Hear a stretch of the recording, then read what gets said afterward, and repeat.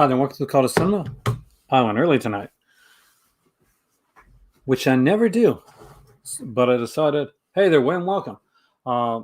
We have some really cool stuff to talk about, and oh my god, it is so Indicator. Now, even before I got the chance to check out like what Indicator was coming out with, I had forgot to check this morning. I knew there was an announcement coming. Good friend of mine and good friend of the channel and has her own YouTube channel. Hey there, DJ, welcome, man. Not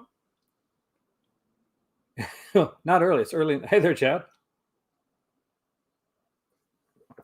Vanessa texted me and said, did you see what Indicator announced? And I was like, what did they announce? And she's like, you're not going to believe it. And she texted me a picture of it, and I was like, crap, this is really happening.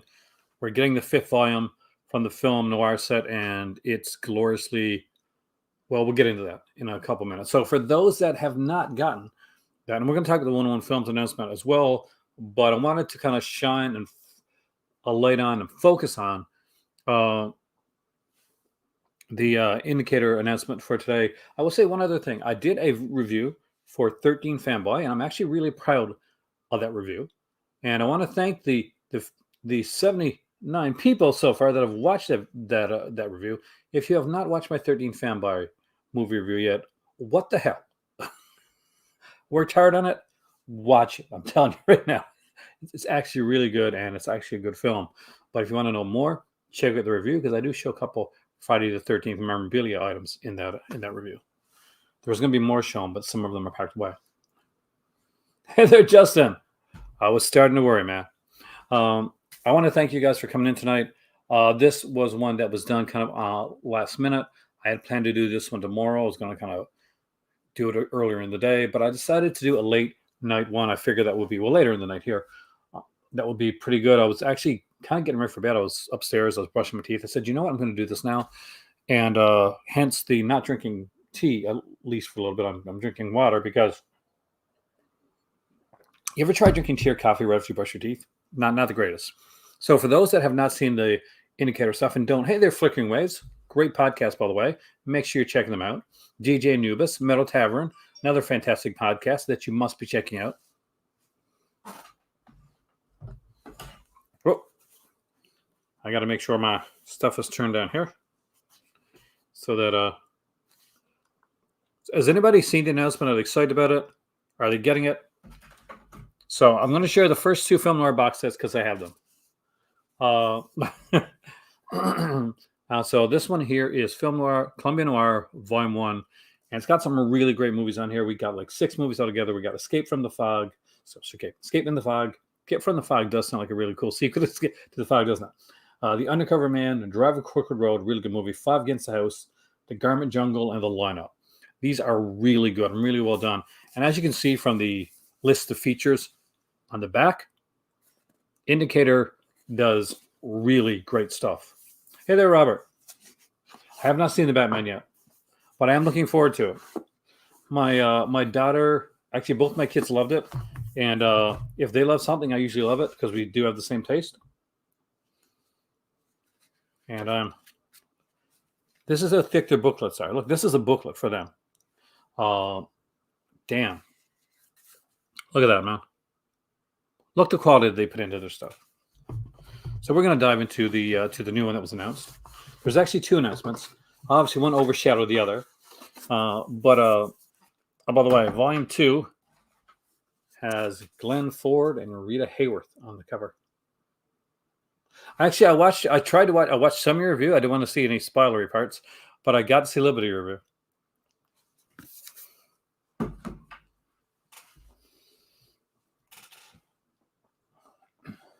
Or to put it to you in the best way, this is what I know. Hey there, Dustin. I'm a huge comic book fan. I think everything that I'm getting for my birthday this year almost is all comic related. So when I say but the biggest fan for that type of stuff is my daughter. And my daughter has read through every iteration of Batman. And when I mean every iteration, she's gone back all the way. And she texted me after I watched the movie and said, this is the closest that we've ever come to getting a live action Batman from the comic book onto the screen. And that was amazing to hear, because she's also the pickiest person when it comes to these films. So if you haven't seen it and you're thinking about seeing it, it gets top marks from my daughter, who's a huge comic book fan and even bigger Batman fan, but he's extremely like careful when it comes to adaptions. And this is apparently the closest one yet. But let's get right into the announcement. And here it is, right up here. We are going to dive into it. Well, that's not it, but what don't you wish? So let's go to their limited editions, and we'll quickly look at Pastor Hall, which was the other announcement that was made. Got it.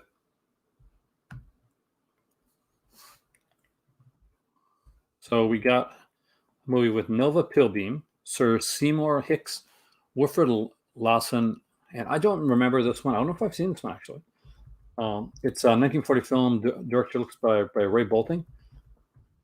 The quiet German town of Altdorf is taken over by an SS platoon, which proceeds to enforce Hitler's ideals upon its inhabitants. A kindly pastor questions the agenda of the new order, while members of his parish turn a blind eye to the insidious indoctrination. Before long, he's punished for his vocal opposition and is sent to Dachau, where, I don't pronounce it right, where despite the abuse and brutality which he suffers, he refuses to give in to the madness and inhumanity of National Socialism. Well, not quite Nazism, not quite socialism. People have to know the difference here. That's a massive difference. Matthew D. Harkness on Martin Numler, the author of Then They Came for Me, discusses the life and legacy of the German pastor.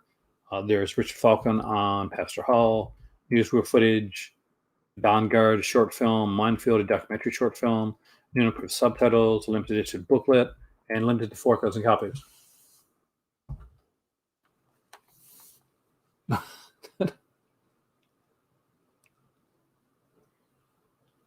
I'm not quite sure where that comment came from, DJ, but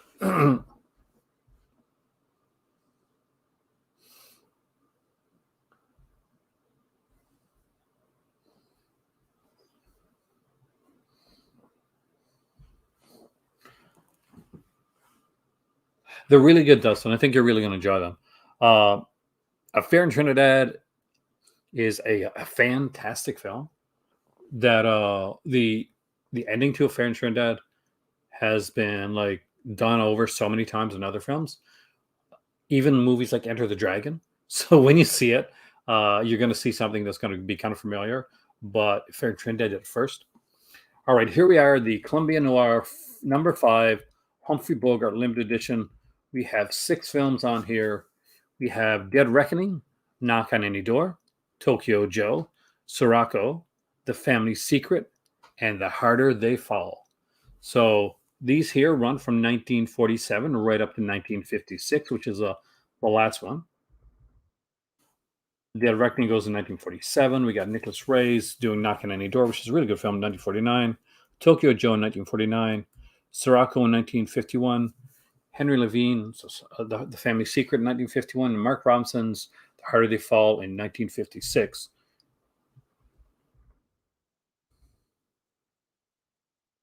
4 UK world premieres and 4 UK premieres and 2 world premieres. Let you guys see what this looks like. Come on, let's go. Move this up here. Got to move this up here.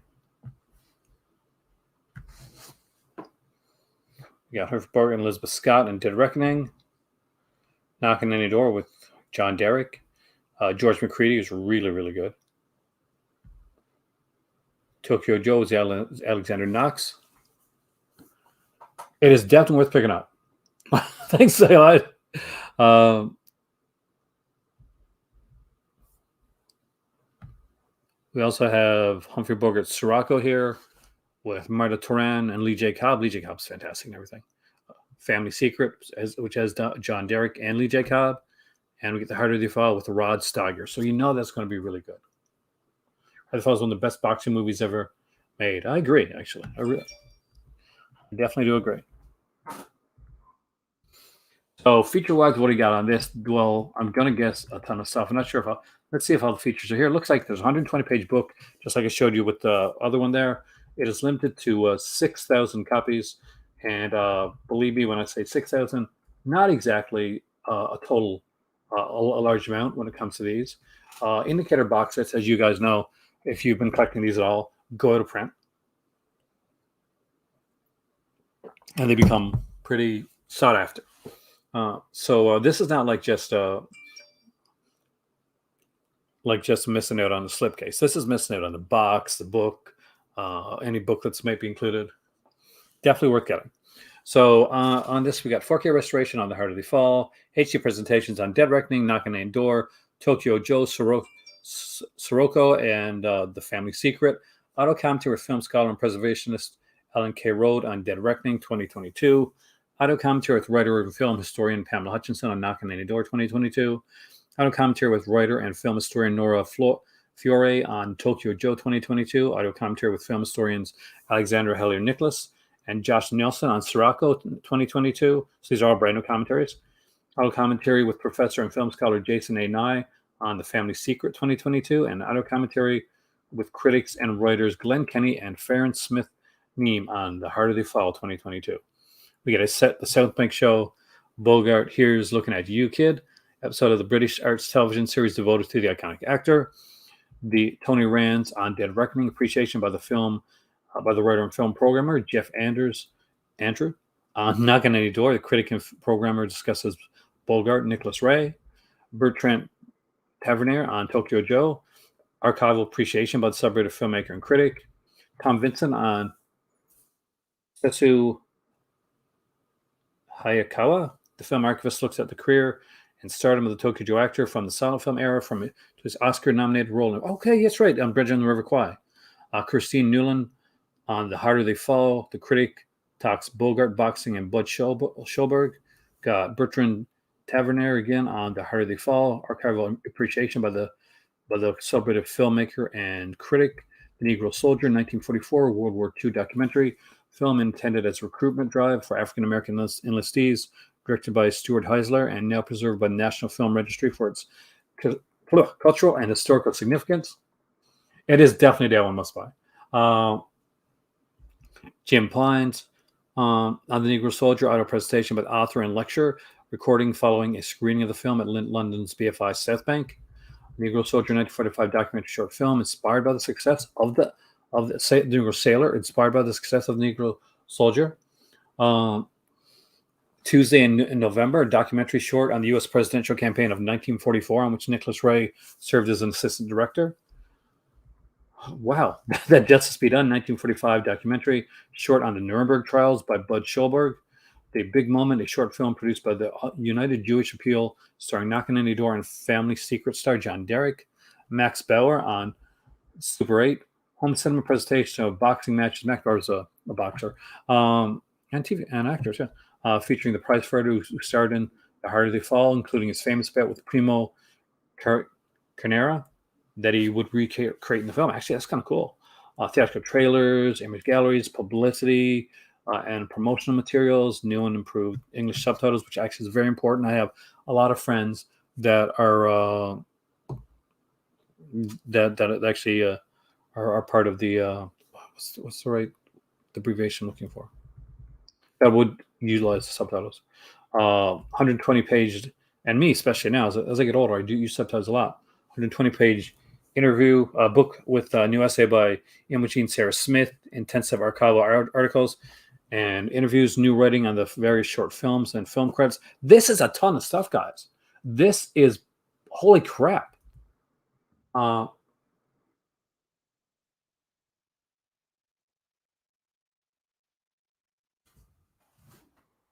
Wow.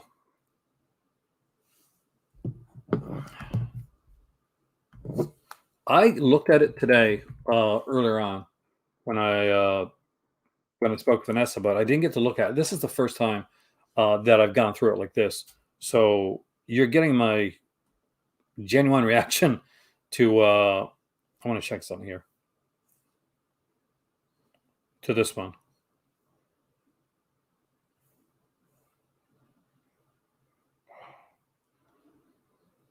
I am so looking forward to the Harder They Fall too. I'm to the whole set, but especially because it's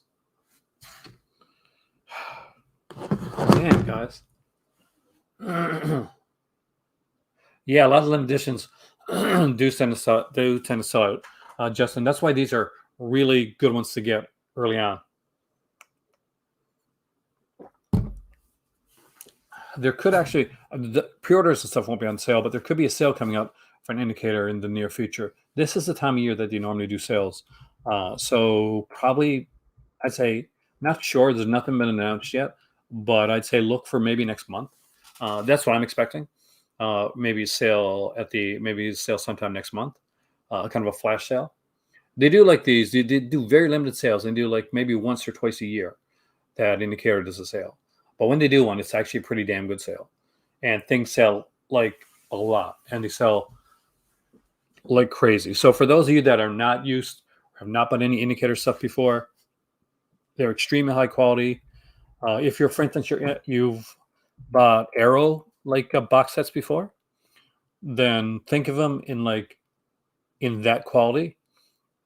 Imagine like the quality of an Arrow box set combined alongside with the when it's done really well with the whole with the movie uh with the film Class in a Box that Criterion is supposed to get you.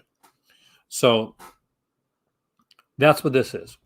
Indicator is a hybrid of the quality boxes that come out from Arrow Video and the high quality features that are put out through companies like Criterion that go into not just showing you talking about the movie, but they go into different aspects of it as well. On a lot of these releases here, you're going to find things like interviews and short films. You're going to find even kind of Three Stooges shorts when it's applicable. You'll find long Guardian interviews that usually run an hour and a half to 2 hours long. Sometimes it will, with them talking on this, with the actor director talking on stage. Sometimes it being done almost like a commentary. But you will always get a quality release when it comes to indicator. I have yet to see anything come from indicator that wasn't the absolute utmost quality. And anytime that there's been any issue with any indicator disc at all, I quickly have gotten my replacement disc, and they've never gone. I've never gotten wrong with indicator. Now, if you're wondering some of the other stuff the indicator has out, well, let's go look into the box sets, and then we'll look into when some go to standard editions, when there's no longer a booklet, what to do is do like a sale, like a 5 for 40 sale, which is right there on the screen. And we'll look at that in a second. You can also, by the way, when you buy an indicator release, just like say here in Canada, for instance, I'm not quite sure how it's done in the US with Barnes and Noble or how it's done in the UK. But we have when I buy a book at Chapters, at Indigo Chapters, what happens is I get points and I accumulate points, and like 8,000 points is $20, and et cetera, et cetera, et cetera. There's PH points, so indicators under Powerhouse, so Powerhouse indicator, so it's Powerhouse points, which you can accumulate points on upcoming releases and stuff. So that's always a good thing. There are 80 films. There's a version of this as well as this Arrow Video. But we're going to look into the box sets. You'll get to see some of the stuff. But let's just show you some of the stuff that's gone out of print. And I'm not even going to go through. I'm just going to scroll down. Look at all the Hammer that's gone out of print. That's 4 volumes of the Hammer releases out of 6 that are already out of print. Did you ask if it was region B or region A? It depends on the release. So let's go back to box sets over here. So we'll look at this one here, and we'll see what it says on there, because sometimes a lot of these can be region free as well. It will tell you usually down at the bottom. I'll check what region it is. So this box set here is region B. So make sure that you have a region free player when you if you're going to be grabbing this. But if you don't have region free player, my God, is this a good reason to get one? as we go into the boxes, before going further, I would like to say thank you for joining me here in the Call of Cinema. If you have hit the like button, thank you. You're awesome. Good karma is coming your way, and it is much appreciated. So like, share, subscribe, all that jazzy, cool YouTubey stuff. And if you want to do it, we got a super chat, we got a donation button down there. The channel's been hit hard recently, especially with demonetization. So anything at all helps out and keeps our channel going on a regular basis. So let's look at the box set. So we got right here. So the one coming out pretty soon, or I don't think so yet, is Stanley Long's Adventures, a 70s sex comedy threesome. And this one is definitely going to get me demonetized. So I'm not joking when I say donations and super chats really help. So this is a cool one, though. The Adventures series. So there's Adventures of a Taxi Driver, Adventures of a Private Eye, and Adventures of a Plumber's Mate. So these are three very, kind of these 70s era, sexploitation stuff, and they're fun and they're innocent, and they're nudity filled because it's exploitation. But there's you have a lot of actors, like Judy Geeson. We got like Diana Dors in these films here too, and there's like a ton of features on. Like here's, for instance, like The Best of the Adventures, 87 minutes, a feature-length compilation of extracts from all three films in the Adventure series, made for the not videotape market and hosted by journalist and broadcaster Peter Noble. There's an 87-minute long interview with Stanley Long on here. It's just insane the way to do this.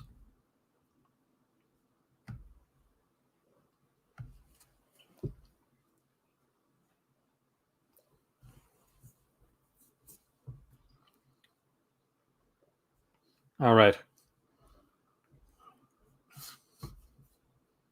And this one has 3 films.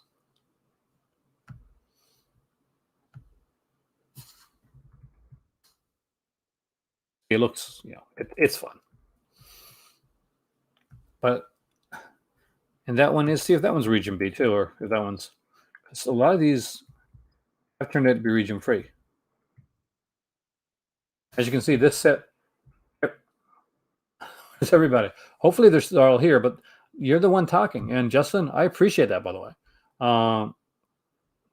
Sometimes people can get so quiet. This one here is region free. So Justin, this one, if you're interested in this one, it is region free.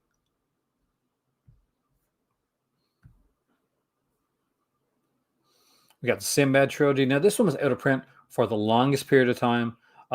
Their very first box set, they did a reprint of the set, which is utterly fantastic, and I definitely recommend. So if you've never watched the Sinbad films, this is a set to get. This is the way to watch them. This is a website exclusive for the 5th anniversary edition. Once this one's gone, it's gone too. Mae West and Hollywood's the most recent one. That was got to me by a good friend of mine, a great friend of the channel.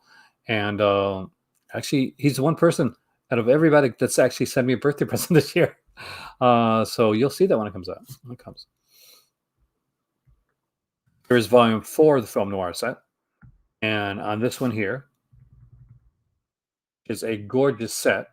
We got Walk a Crooked Mile, Walk East on Beacon, Pushover, A Bullet is Waiting, Chicago Syndicate, and The Brothers Rico. Brothers Rico is a really good film by Phil Carlson. Actually, pretty much all of these films are fantastic films. Hey, good evening, Senator Arcadia. Welcome, man. What do you think, man? Are you going to be buying the Humphrey Bogart Film Noir set? Because for me, that's just a given. That's definitely a great one to get. As you can see, they do Hammer sets as well. This is obviously from Captain Clegg. Very great release here. We got Shadow the Cat, Captain Clegg, Phantom of the Opera, and Nightmare. So there's 4 really cool and very different films on here.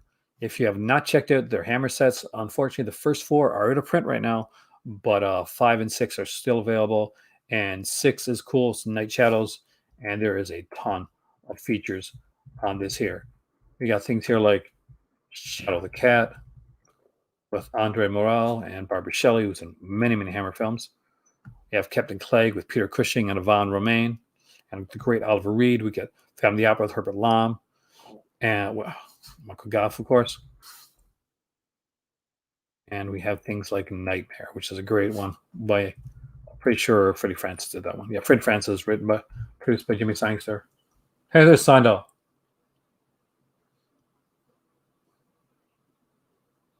I thought Mark did he? I think Ryan did he stream on Thursdays.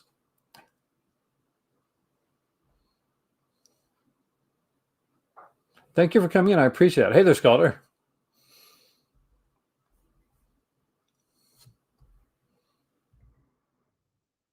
I thought you guys had forsaken me.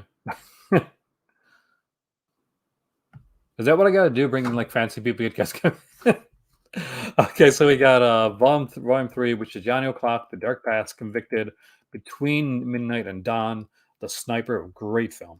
Actually, I got this one from Umbrella Entertainment. It is such a good film. And City of Fear. Are the other Hammer box sets out of print? Do they make standard editions? They don't make standard editions so much. They put the films out separately, unless Ragman, unless there's a unless there's some kind of like rights issue. They normally will put the films out separately afterwards, without the box, without the booklets, like just a regular standard release. But the first 4 volumes of the Hammer sets are all out of print. The only chance we got of getting it again is if, say, for instance, down the road, they decide to take the first one or the second one and give it an anniversary release, like they did with the I'll get it here in a second, with the Simbad trilogy. There's the John Ford set, excellent release. Got that one from Vanessa last year for my birthday, actually. There's Hammer Volume 5. I still have picked. Did I pick this one up? I don't think I have yet. Yes, I did. Yeah, yes, I did. Yes, I did. I do have Volume 5, so it's only Volume 6 and 8. Because I love these part type movies. I forgot for a second. I have so many indicator boxes. Yeah,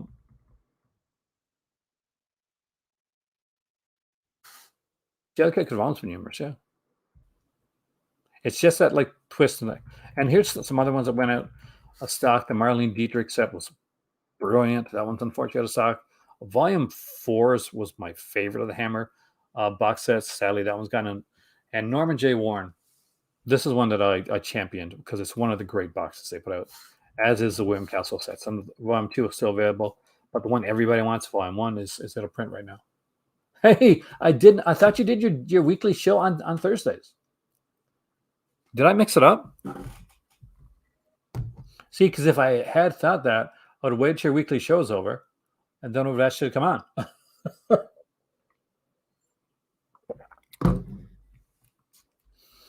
I thought they'd all forsaken me, Ryan.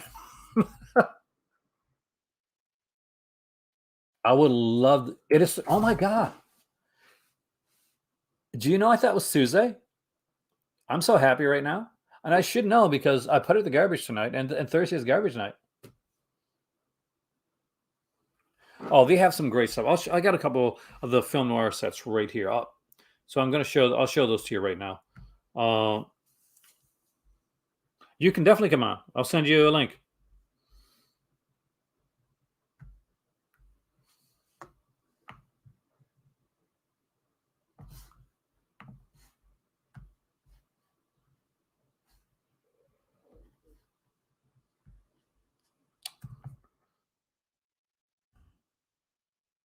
I'll send it through Twitter.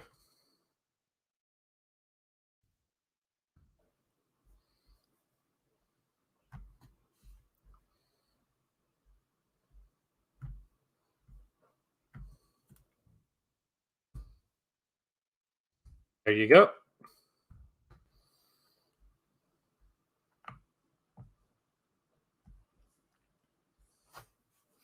Hey there, Maddie. Welcome, man. Let me know if you make sure you got the link. And there's Ryan. So let's bring it up here for a second. I can't believe it. I'm so excited it's Thursday. That means tomorrow's Friday. And oh, hell yeah. So what are you thinking, man? Humphrey Bogart. It's a good looking set. I'm glad that they're doing it. I'd heard that they were putting out a classic Hollywood set next, and I did not think that it was going to be Humphrey Bogart. But I think I've seen 1 or 2 of those way back in the day, and it's a decent looking set. I mean, like the features on this, I read through the features here tonight, and it was just blowing me away. Like there was like, appreciation after appreciation, short film after short film. Yeah. Like a whole list of commentaries done this year, 2022 commentaries. And oh man, I only have the first 2 volumes so far. Do you have all of them yet? Like the from Marvel? I think I'm missing one, maybe number 3. I need 3 and 4, and I need the 6th volume for Hammer. I think, and I'm missing number 4 of the Hammer for sure. You got to find number 4 somewhere, man. Number 4 is I really do, good. yeah. Especially because these are the Damned, and it was the first time that I opened up a Hammer set, and I was going through it online. I'm sure you saw the video, and I opened it up, and there's like 2 discs in the Damned one. I'm like, oh, thank you. Cause not like a Blu-ray and a DVD, but like 2 Blu-rays with 2 different. Yep, all in on it. Yeah. How's everything been? How you doing? I'm working. I'm still here. I'm packing, though, just to have things ready. So, literally in the next room over there, I have. Well, there's around 9 or 10 boxes of movies done. So I got around and there's like another 10 boxes downstairs. So I got around 3,000 or 4,000 packed right now. Nice. And I started on the TV room, and I've packed around, I think, 260 box sets, like TV box sets so far. So it's a start. It's a lot of work. When I moved into this house, I didn't have anywhere near the collection that I have now, and we actually just talked earlier last month. Said we are probably going to be moving soon ourselves, and I'm dreading moving this room. We had some workers working on the room, like doing the setup. So her mother called and asked the size of the DVDs and the books and stuff for the shelving that was being made. And I was at the point where I'm like, maybe I should streamline this a lot, and I'll just like take a bunch of them and put them in like binders. Right. So I'm gonna take some stuff and put in binders for now, and just take the slip cover, not slip covers. You know what? I almost thought it was the artwork, and just putting it in, and then putting just blank discs, like cases. Yeah. In the boxes makes it a little bit easier, especially since I went to move a TV box today, and I'll throw my back out. Didn't realize how heavy it was. I bring up the movie boxes all the time on my own, and my better half thinks I'm nuts because I'm just there. But yeah, I think I'm younger than I am. It's a lot. I mean, I'm a little younger, but it's just a lot. I mean, especially like you said, TV box sets, they get heavy fast, and it's really hard to keep up with when you're just getting in a groove and loading that box, and suddenly you go to pick them all up and it's gone. It's made me realize that there's certain things I don't have that I thought I had, especially in TV, because I'm putting the seasons in, and I'm like, you mean I don't have that season Nip Tuck? I'm like, damn it! No, I know. Right? Why do I have season 1, 2, 3, 5, and 6? Oh God. I have the season with did you watch Nip Tuck? When it was on, yeah, I watched that one live. So the guy, the serial, not killer, but the one that undoes I can't remember the character's name, but yeah, that season was like really big for me. I need to rewatch that show. It's been a good show. Time. That was one of those shows. I have a friend that I'm not sure he's a friend, but I think, she thinks probably maybe she said, hey, you got to watch Nip Tuck. I'm like, why? She said, you got to see the character that Julie McMahon plays. I'm like, why? She said, just do. And I'm like, you don't think much of me, do you? Yeah.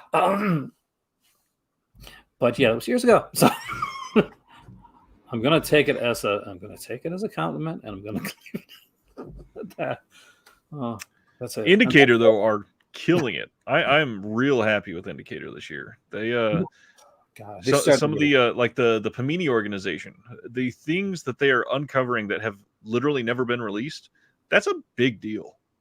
The Mexican horror that they started with, yeah, that's a good one too.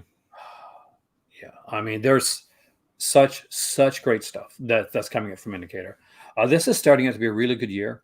When it comes to stuff's coming from, like, some people were iffy on the Vinegar Syndrome stuff this month, and I know your Vinegar Syndrome. I thought they were good. I really did. This honestly, so far these 3 months are like the best 3 months of Vinegar Syndrome in a couple of years for me. You got X-Ray on 4K and Schizoid. The only thing I'm going to say is, if you've never had these Scream Factory editions of these films, which I'm sure you probably do. Yep. And if anybody's out there, they're getting X-Ray and Schizoid the 4K. I'm going to tell you this right now. When you're watching Schizoid, like, get a snack during the first 5 minutes of the film and just put it up like really loud, because unfortunately, from VHS to Blu-ray, it really cleans up. And because of that reason, at the beginning of the film, you can clearly see exactly who the killer is. Yeah. And you shouldn't be able to see the killer, because this is a mystery. Yeah, it gives it away by this is one time that, like, making it look better kind of gives it away. It's a much better movie than X-Ray 2, I think. Oh yes, but X-Ray's got Barbie Benton, and that's why anybody watches X-Ray. And X-Ray is hilarious. That scene where the killer comes with the big plastic sheet, I crack up every time I watch that. But those Reform School girls, Sister, even Drop Dead Fred. I love Drop Dead Fred. Some people are going to be disappointed a bit with Reform School girls, because I think they're going to go in thinking the wrong thing. They're going to go in expecting this uber sleazy, nudity-filled film, and that's not what it is. It's a satire. But it's really good, and it's got a great cast. It's a huge title too. Yeah, and like, realizing what this is. Don't expect this to be your typical women in prisons movie with a bunch of shower scenes and nudity. You won't get that. That's not in this film. As a young Aaron, when I went to see this movie, because I saw this one in the theater, I was expecting that. I got none of that, and at times I wasn't sure. I was like, "Oh, this is a good movie," but Aaron, where's the boobies? Right. Right. But no, it's a great month for Vinegar Syndrome. I expect the next couple of months to stay pretty much on par when it comes to this. It's the second half of the year that I worry about because of last year. And I get that, but a lot of people last year, not only did we get the titles that people didn't love, but it was very quiet months. There wasn't any giant titles, and it seems like this is a major step up for Vinegar Syndrome this year. Yeah, I think sleazy Aaron, still sleazy Aaron, but sleazy young Aaron definitely wanted more shower scenes, or wanted a shower scene with nudity in it. But for me, when it comes to the stuff that's coming, well, there's a few things that I realize I'm not taking with me. Cardona's not coming with me to Morocco. Right. I'm going to sell that. One of your favorites, Ebola Syndrome, and it just isn't my thing. Right. But then again, I got movies that I probably like. You'd be like, oh my god, why are you watching that? And Necromantic 2. I got the Arrow limited edition, that one. So I'm probably just going to put those on Amazon. Yep. Because honestly, I'm not going to watch Necromantic 2. It's good movie. I'm not going to say it's a bad movie. I actually like Necromantic 2. And I was able to get that like Arrow edition when it came out. You probably got the same one with the CD and stuff. But I'm like, do I want that one will sell well too. It probably will, yeah, because it's been out of print for a while. Yeah. And I'll keep it low. So enough to buy an omnibus. So many of those coming out. A heavier thing to pack. Oh my god. I have, if I get the one that's supposed to be coming tomorrow, it's supposed to be here today, but didn't show up yet. Then I'll have 34 so far since I started collecting. Wow. And that'll be my first Conan. Tomorrow will be my first Conan. But I can't open up the ones I got recently until my birthday. I got to admit, I love seeing you open up some of these omnibuses and just be so passionate about them. It's so nice to see that. It's my favorite thing. I'll be honest with you. I love my films, but like this is like, I think I must be going through what my midlife crisis. And this is my version of buying the car. Right. So it's like going on like picking this out, and I'm getting all the stuff that I want. And I said I was not going to go down to Conan. But here we are. Conan. And it's Conan. Like, did you read the Conan comics growing up, or a little bit? I never got too deep into them. I was more growing up. I was more DC. Well, you had like I guess Tarzan. You had Tarzan and Korak. So Yeah. John Carter was John Carter. Like do you say? I think, or no, was it more? I don't know. I know I did not read John Carter. A lot of them crossed over when it came to Yeah. like from like place to place. But I read like a lot of like Conan, especially the magazines, because again, sleazy young Aaron. There's nudity and violence in the magazines Right. that you couldn't have in a normal comic. So first time I opened up a Savage sort of Conan comic book, I open it up and there's like there's Red Sonja and she's naked and there's swords and people being run through. Do I have any Daredevil omnibus? Not yet. I mean, Daredevil Justin is one of the most popular omnibus characters that are out there, and you can pick up almost any Daredevil one, and honestly, they're all good. Like all the interpretations of Daredevil so far have been insanely good ones they put out. Maddie has bad. What's the bad news, Maddie? Hope it's not too bad. Hope it's not. Oh no. I was a big Sesame Street guy growing up. I'm a massive Henson fan. That hurts. Oh, yeah? I literally have animal tattooed on my arm. Really? Do you know that was my nickname in high school and college? No, but that checks out. See, you wouldn't tell it now. Oh, Logan, bogey, it's going to be amazing, man. But I had like long, curly hair in college, and I like to go out a lot. So my friends nicknamed me Animal for fun. I love Vampirella stuff. I haven't seen so much of the Dark Horse Vampirella, but the Warren era of Vampirella, alongside the creepy and eerie stuff, that I used to really dig into. I haven't seen so much of the newer, more sci-fi era of Vampirella. I also didn't mind the movie with Lisa Soto, but I would like to see a new Vampirella movie done right. Still got to be campy, but maybe make it R. Maybe with an R rating. It would do well, yeah. Because this, unlike some where you we got ones like, okay, these got to be PG, and you're like, okay, because they're going for like a mainstream audience, right? But Vampirella is not one of those characters that you're thinking, well, yeah, this is for the kids. Well, even then, look at all the success that they found with Deadpool and Logan, and the R-rated titles are doing well. Oh, exactly. And like when they mention like things like the Marvel Netflix shows, which let's be honest, although some of them are like say they're rated R, they're no more than PG-13, like at maximum. I think probably Jessica Jones is probably not even Punisher. Jessica Jones is probably the most close to R-rated of all the shows. Like Charlie Cox was talking about Daredevil. He said, I could do a PG Daredevil series. I'm like, you already did a PG Daredevil series, 3 seasons on Netflix. Some of the violence might cross over ever so slightly. Have you watched some stuff that they've put? That's a good call. I'm looking forward to seeing Batman. Have you seen it yet? I have. I raved about it. I put out a review, and it got a copyright warning because of a clip I used in it, and it's got demolished. So a lot of people have not seen it, but I adored that movie. My daughter is the biggest Batman fan in the world, but she's also very, very picky when it comes to stuff like this. And she went and saw the movie. The whole bunch of them. My kids went and saw the movie with their better halves, and they came out and they got a message from her daughter right away and said, "Okay, this is the Batman from the comics that we haven't been seeing for ever." And said, this was it done right. Yeah, I was astonished that they were able to pull things off.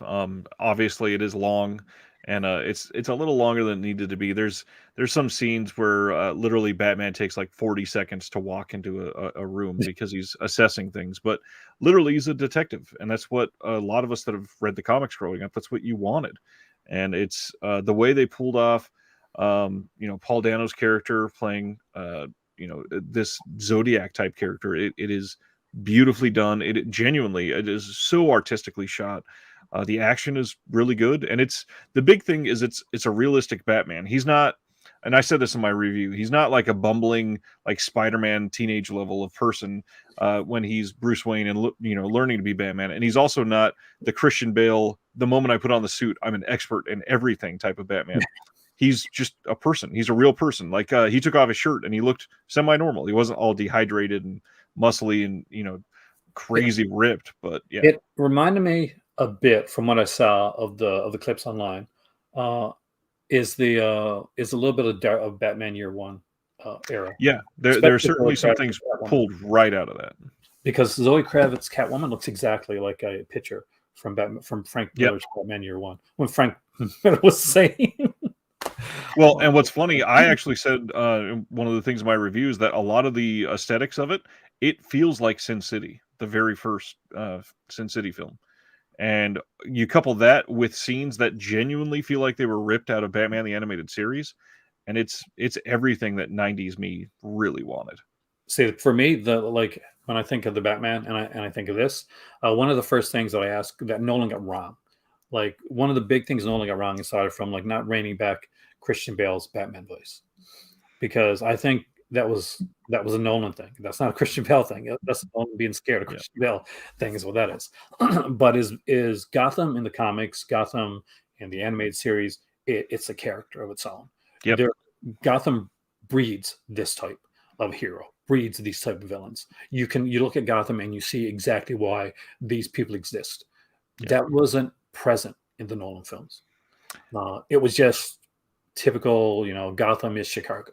Yeah. And so that was kind of missing. And I like the Nolan films, I do. But I love the Tim Burton more because of the fact that even though they were a bit cheesier, they were of their time, because he got it when Tim Burton looked at Gotham. He said, "Okay, this is what Gotham has to be. It's this thing," and it was well designed and just insane. And there's a grimy dirtiness that I saw just and I've only seen the trailers. Just blew me away. And the first 15 minutes of this, it does with Gotham exactly what you're saying, better than any of the movies have, and I would even say better than Burton's. And this is the first time since Batman '89 that I felt like it's been treated like a character. Well, so for the Gotham TV series, huh? That's a different thing. And we're getting 2 spin-off series on HBO Max. We are getting The Penguin, and what was initially going to be a GCPD show is turned into a horror series with Arkham Asylum. And looking forward to that. Maddie says, I wonder what Darren Aronofsky's Batman Year One would have been like. I more than likely, I'm going to say a lot like from what I'm seeing right now, probably a lot like this. Yeah. Especially with, and even a little bit longer. Darren Aronofsky. So don't let the running time like make you nervous, because let's be honest, most of the movies that we're seeing now, if you watch a Marvel movie, you watch any of the Avengers movies or anything like that, they're all clocking in close. 2.5, yeah. And it's the Lord of the Rings tax is what it is. It's when a film wants to be taken really seriously and put into like Oscar contention and just really make a big splash, they're putting them with longer run times. I'm sure the same thing's going to happen. I'm astonished. You would think that they would go the other direction and make them shorter so they can make more money, have more showings. Yeah. And back in the day, the whole day of exploitation and the slasher films and that style cinema in the 80s, that's what you get.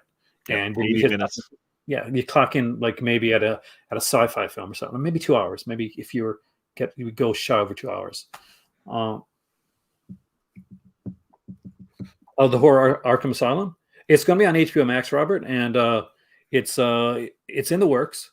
I know that Penguin has been picked up, and I think that was picked up first. And that one was picked up. It was initially going to be like a Gotham TV, like Central type of thing. So if you read the Gotham Central comics, it's initially going to be like that. But they moved it over to Arkham Asylum and thought they had a better idea to do with that. And burnt out with the Marvel Universe.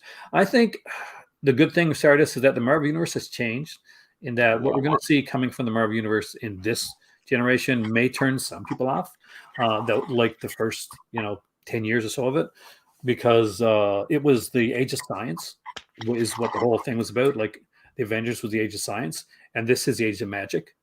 So if you're into magic and fantasy, like dark fantasy, yeah, that's where Marvel's going. Doctor Strange, having Sam Raimi directed some of that. That's where it's going from them. There's no more Avengers movies coming out. So even WandaVision was a huge departure. WandaVision was a dark departure. WandaVision was fantastic. Yep. And it made me realize too that I don't want to see everything come out as a film. That there is times when, yes, it's prestigious to have a film out, but we've gotten to the point right now where if you can take like a 6 or 8 hour episode series and really flesh an idea out rather than like kind of cram it into an hour and a half, 2 hours, or 3 hours long, in the case of the Batman, and just really like work in that world. And that's what we're doing right now, basically. And we're seeing this happen with DC. So because, and I'm going to say this is going to piss people off, but it's my hot take. Once Snyder verse was over, it started going right. And not there's anything wrong with Snyderverse. Obviously, I liked some of that stuff. I liked Ben Affleck playing Batman. I just don't think that he ever had good material. Right. Batman versus Superman was a train wreck of a film. It was beautiful to look at on the screen, and it had the bro action. But oh my god, it was a film that did not feel like it was that it believed in itself. And DC is horrible for this. It is they give away too much in the trailer. Like Doomsday in Batman vs Superman, that should have been a shock to me when that Absolutely. happened. I should not have seen that in a trailer. Now I'm a big fan of DC and Marvel. I love them both, so I'm not on any fence when it comes to this. Who do I think should direct a Dark Knight Returns? Nobody. We got the closest thing to Dark Knight Returns with Batman versus Superman. That's what the closest we'll get to that. I know. The only way you're going to see that, and I think it's already been done. It was in an animated version. And you're going to see like adaptations like that done animated. And that's good. DC does great with those animated movies. Oh, to be honest, for the longest time, the animated films were where you could pass by the live action films. Yep. You'd rewatch the animated films, and they changed them up enough. Especially get Gotham by Gaslight, and this is one that improves on the original story, on the original source material. So I Gotham by Gaslight, I bought that when it initially came out. Hey there, Sarah, welcome, man. And The Killer. I was disappointed with who the killer was in the graphic novel Gotham by Gaslight. I was way invested and super excited to see that they changed the killer for in the positive for the film. At least I thought so. And the same thing when they did was it Long Halloween? Did they do Long Halloween? No, they did. Which one did they do? The two-parter recently. That was the Long Halloween, the two-parter. Okay, yeah. So yeah, and they changed the killer in that one too. A lot of people crap on Man of Steel. I actually liked Man of Steel when it initially came out. I still do. I still think that there's a decentness to Man of Steel. I championed it when everybody hated on it, but it's my favorite Superman film is still Superman 2. That's the one I've always liked best. One it's got the comic booky villains in it. Yeah. Chris Reeves is at his high as the character, and Margot Kidder is, well, rest in peace, is there to fall in love with. And it's so cool. I love the way things were done. Do you have a favorite? Like, got Marvel, DC? Are you? This is where it gets tough because I got to be honest. You literally just touched on everything I felt because I have passed on most of the DCEU. I've seen Aquaman, and that's it for live action films over the last 15 years until Suicide Squad came. The not the original one, of course, Yes. but the new one. It piqued my interest enough to go see it. But other than that, I had not seen.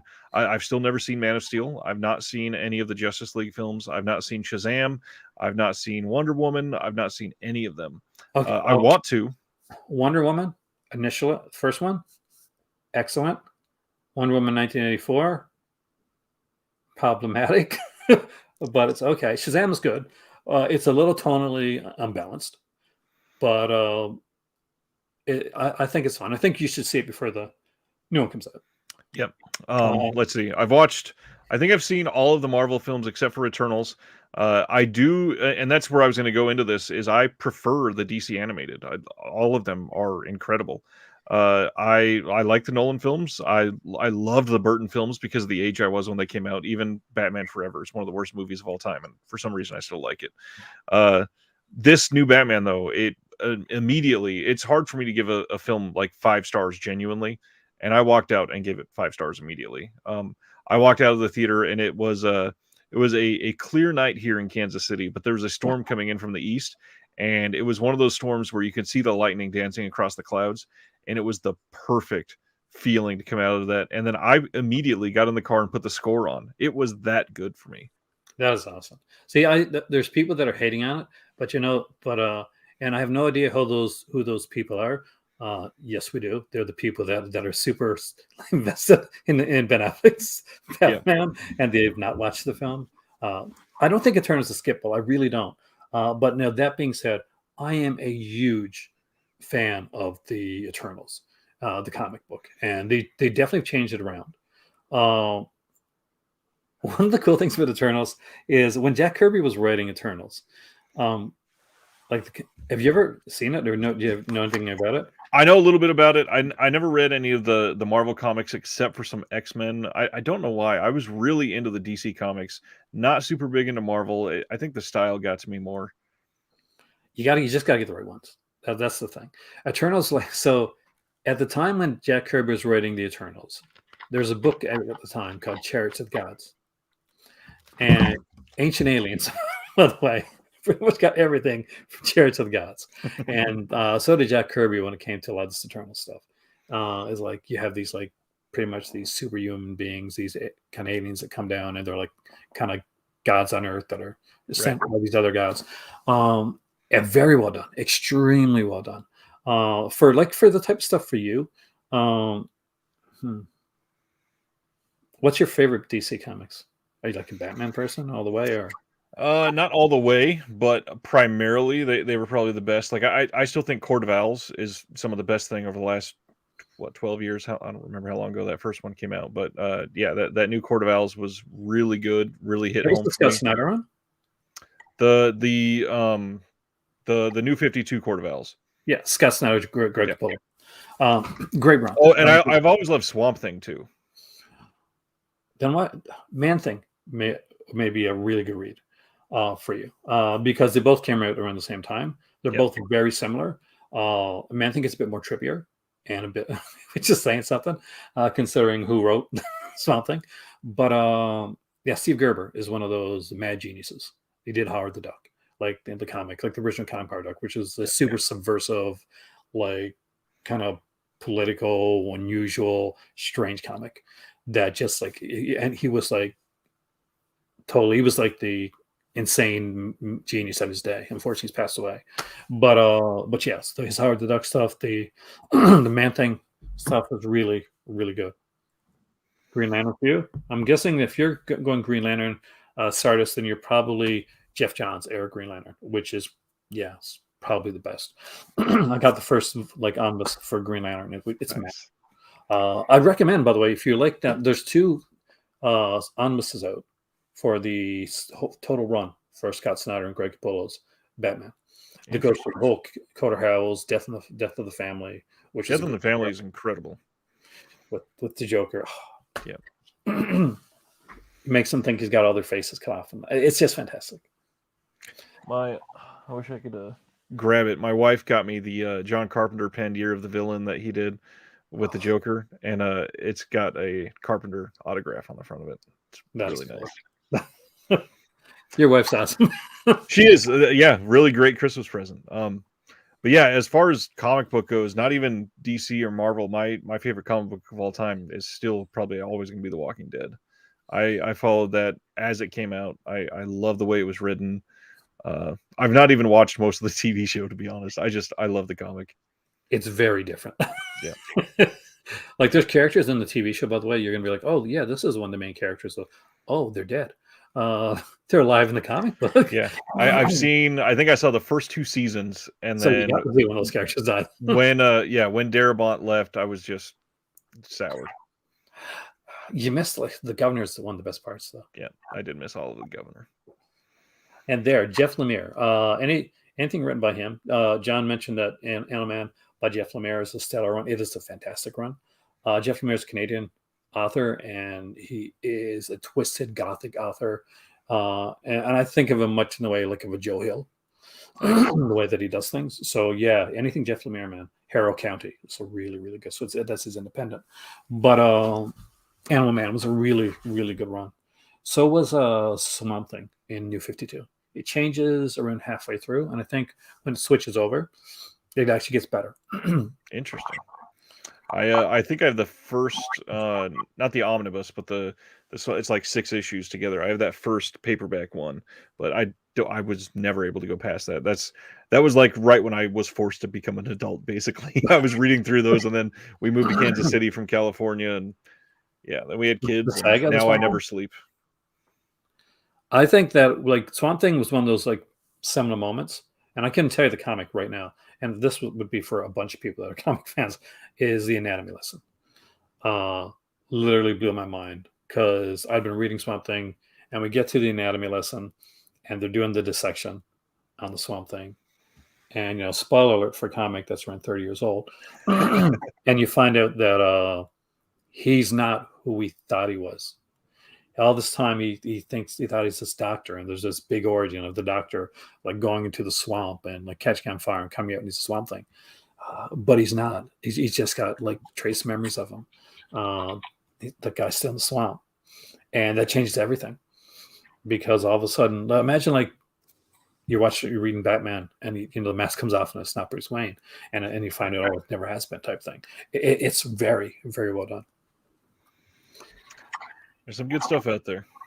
I'm a big comic geek guy, so I get I get swayed across. So, what do you think, by the way, of the 101 films? They announced Johnny Mnemonic. Mnemonic.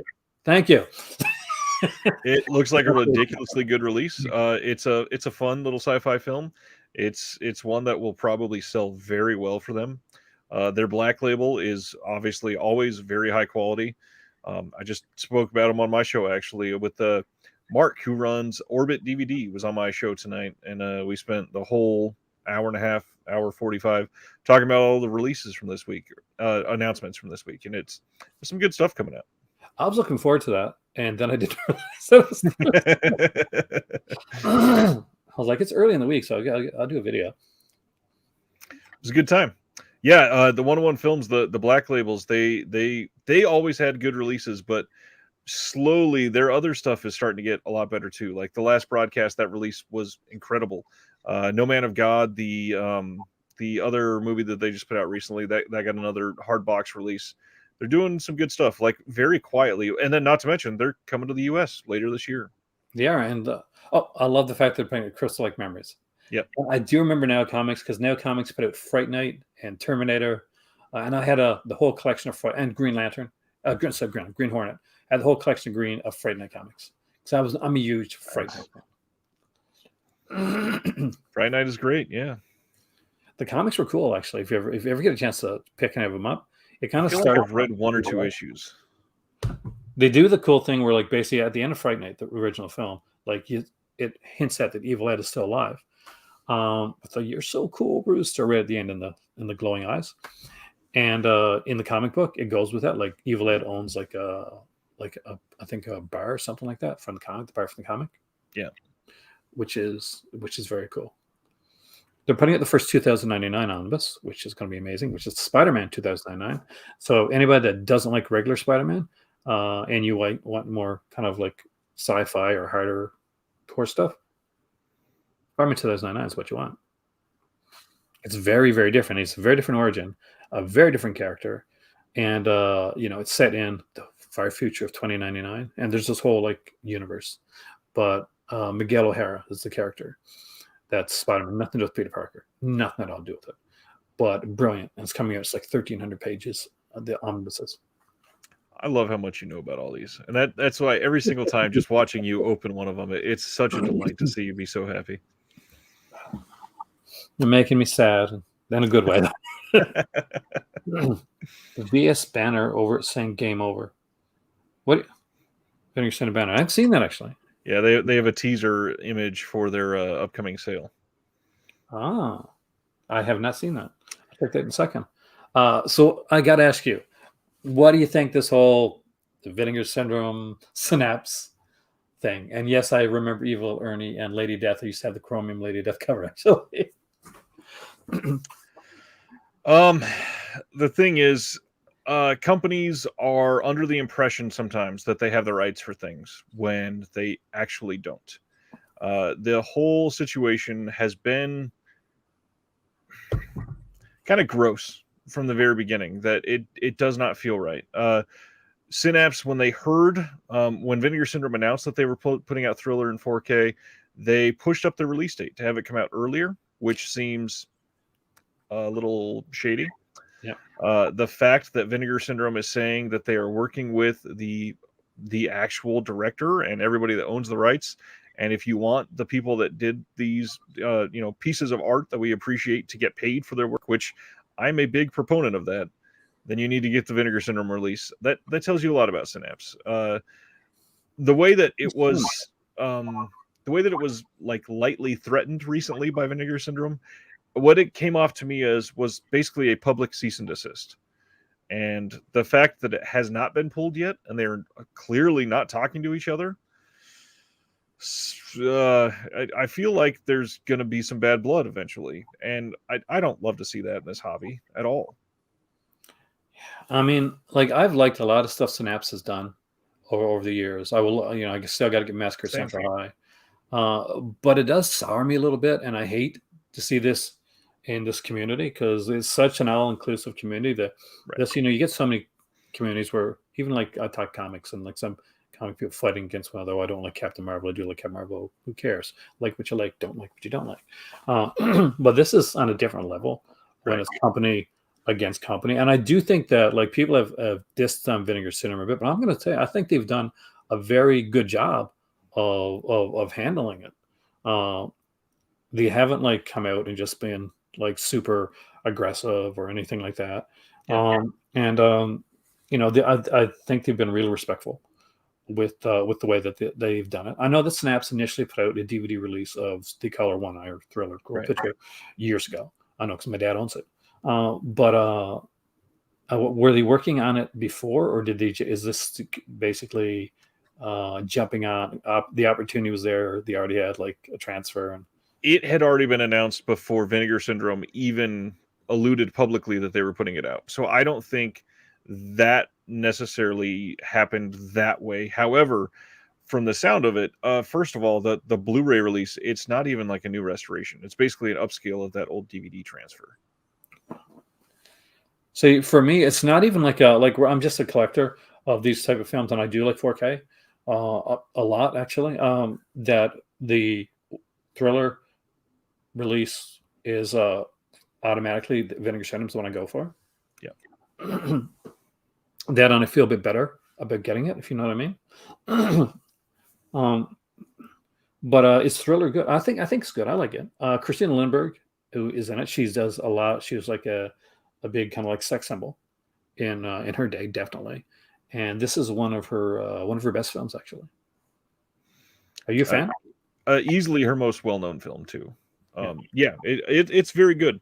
And Ice is asking what happened, and basically the short end of it is Synapse announced that they were putting out Thriller, and then Vinegar Syndrome announced later on, hey, we're putting this out in 4K in May. And they used that as one of the teasers for their Black Friday subscription thing. And basically it's just been a pissing match back and forth ever since then. Yeah, it's not a good place to be. Like it's awkward. Just like even being like us on here, it's like to talk about it. It's awkward to talk about. Yeah. You're like, and really, if it is the way that it is being alluded to publicly, that would mean Synapse is pressing a bootleg disc by definition, because they don't have the weird. rights. Like John said, like Don May has been super meticulous when it comes to doing remasters, and like because like Synapse, by the way, guys, that got started back in the Laserdisc days. Like Don May was a huge Laserdisc person. Yep. I think like Night of the Living Dead might have been one of the first, right? It had to be, yeah. It was somewhere back then. But it's weird. I mean, like it's not something that I if out of all the companies that this may have happened with, I could not have called this. And no, the odd thing is Synapse, not that they have blood with anybody else or anything like that, but they seem to be one of the boutique companies that very much keep to themselves. Oh yeah, They, they're I mean, you'll see like Vinegar Syndrome and Severin work together all the time. Vinegar Syndrome does restorations and commentaries and stuff like that for other companies all the time. Severin does special features. Shout Factory does, they did that restoration for Agfa. They do all kinds of stuff like that. Synapse is like the kid playing in the corner, and every once in a while he comes and shows you this beautiful piece of art that you appreciate. So it's just odd. that's why I feel so bad about it actually. Yeah. Because it's they're the small they are the smaller guy. They're still the smaller guy. Right. And you don't want to crap on the smaller guy, but it's like they both think they're in the right. But it seems pretty obvious. Like, and again, I don't know anything behind the scenes. But from what everything that's been read or talked about, it really does seem like Vinegar Syndrome, like you said, they're working with the people that did the film. Right. They obviously have the rights to the film. I'm surprised they didn't do a cease and desist. I mean, Well, we don't 80 know that Films- they didn't either. That's the killer part. So because when 80 Films did Blood Harvest, Vinegar Syndrome had Blood Harvest, and Blood Harvest disappeared. Yeah. And I don't think there's ever any bad blood between 80 Films and Vinegar Syndrome, as far as I know, for that actually, because they put out like similar releases for other things. It's just Blood Harvest is one that 80 Films couldn't put out, so it quickly got taken off the shelves, and it's one of the most like sought after 80 Films releases because it's that slasher classics that nobody can get except for me. I got it. Flexing time. No, but in all seriousness, it's different. And I gotta say, we'll probably see more. Maybe not. I'm not sure if it's gonna be this level, but we're gonna see more of this because we got boutique labels that are catering towards a certain demographic, and that demographic, that's us, the collectors, and the stuff that we like, Right. is eventually going to be a shallow pool, without going into stuff like Cardano, to be blunt about it, going into stuff like in all honesty, it's for a very niche audience.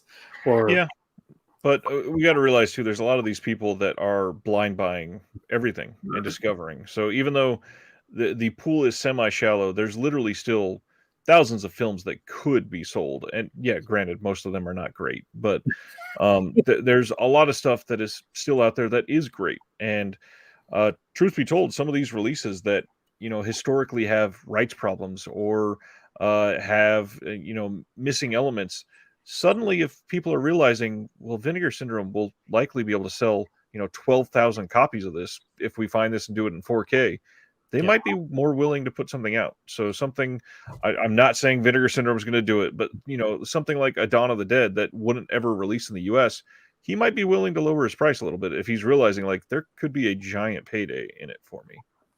Yeah, and they could do it like the way they did with Rad too, or they give it to a company first, and then was like bleed over somewhere else. And of course, there's streaming rights too. And there are, speaking of streaming rights, there are more and more boutiques that are getting titles in perpetuity, meaning literally forever, and they get all of the rights. So, like Mondo Macabro, they announced that they're putting out Dr. Caligari from the 80s. They're up for pre-order around the Halloween sale. That's coming out in 4K. They have full worldwide rights for that film forever. That's brilliant. They own everything about that film. I like them. It's great. It's weird, but it's great. Weird. There are other titles, and we're never probably going to get a public answer, but it sounds like to me, Vinegar Syndrome might have that type of rights for Thriller. The way that they're speaking about it publicly, it seems like they might have worked out that sort of deal with the creators, where they're going to have it either forever or for a very long time at least. And when they know that they have the exclusive rights like that, it's something that you have to defend. Exactly. And there's times when the rights are going to be limited, like when we're getting stuff like the early VSAs and stuff like Rad and stuff like that. And then they'll come out on like slightly different on a different label, and that's okay. I mean, like, in all honesty, like, I'm glad that we got like another edition of Action USA. I'm glad that another Jack Frost came out so people could buy it, because collecting should be about the love of it. It should be about speculation, because it's a speculator market. They killed my comic books for a while. They killed baseball cards for a long period of time, and it just and now I don't want them to do it to movies. That's my only fear, is like speculators coming in for this type of stuff. And I'm at the point right now where I'm so anti like the whole like collector speculation thing. Like Right. when I curate like everything that I get, I really want. And if I don't want it, then it gets passed on. But yeah, very little of my stuff that I actually buy I don't want, because I usually know most of it ahead of time. Right. But I'm like, I'm gonna sell all my freaking slipcovers. Shag it. But yeah, if you're starting to buy any boutique labels, there's site-wide sales ice that like there's a big one coming up for Vinegar Syndrome and Severin, usually in May. That'll be their half of the Black Friday sale. And if you want to get like slipcover stuff and want to get like the fancy stuff at good prices, then that's the best time to buy. I think we should get an indicator sale. I was saying probably later this month or next month, maybe. They just their email that went out this morning when they announced these 2 titles. At the end of the email, it did say coming soon with a picture of their sale graphic. Oh, okay. So- I haven't read the email yet. I actually had Vanessa message me earlier today. I was at work, and she's like, "Do you know what's coming out?" And I'm like, "What's coming out?" And she sent me a picture of the Humphrey Bogart set. I'm like, "Yes." So, And not to pimp my stuff or anything like that, but if you are ever just wanting, cheapest prices, anything like that, I try to let everybody know all of the sales that are coming out, anything that you can find, cheap prices, anything that is, super low on Amazon all of a sudden. I also just recently started a Patreon on the channel, and one of the things is I have a Discord, and if something is really cheap all of a sudden, I don't get to post all those things on the page, but I will post everything in the Discord. And so people are, rushing off to Orbit because something is in stock that was out of print, and they're able to get it for cheap or something like that. So there's lots of ways out there to track them down. well, we'll pimp out your site and stuff, because one, you do fantastic work. Two, Thank you. I look on your Twitter, and a lot of times when it comes for these releases, support him on Patreon. He does awesome stuff, and I may have to hit you up another time with Discord, because I've got a Discord and I don't use it because I am not savvy with the whole Discord thing. Yeah, it's rough. I just spent a lot of time teaching myself how to use it first. Yeah, I was like, I got one, but what do I do with this? How do I get this done? How do I get these thing? I'm like, oh god. Yeah. Happy to help. But there's a lot. I mean, like, there's a lot that's been coming out recently. This has been a good and bad for some reasons, like 3 months of this year. I mean, one that you haven't talked about in a long time, and really I was kind of down on him last year, Scream Factory. Is that a killer year so far? Oh, amazing. I mean, like, I think that Scream Factory's been putting out some great stuff. I still got to I don't have them. I had them ordered for my birthday, and my year continues to be fantastic. So I had to cancel them. But they had the Alligator 4K, which is a favorite. Alligator, Sword and the Sorcerer, Life Force is coming in 4K. All of those are exclusive 4K. Oh, and of course, Happy Death Day and Happy Death Day to You. And The Craft. And like, that's I forgot that's exclusive. Excited about, because I have the original like Scream Factory, The Craft. Yep. That is not a new transfer. So this is going to be the first new, like, really kind of big transfer for the Craft. It hasn't happened and before. something cool with that, I don't know if a lot of people have talked about this. I kind of mentioned it on my stream, but it's kind of a bigger deal than we thought. As far as I can tell, the Craft 4K through Scream Factory is the first boutique release of a Sony 4K scan. And Sony has incredible 4K scans. They are probably the best studio at catalog 4K titles. Oh, definitely. So this is something to be excited about when we hear that's coming out.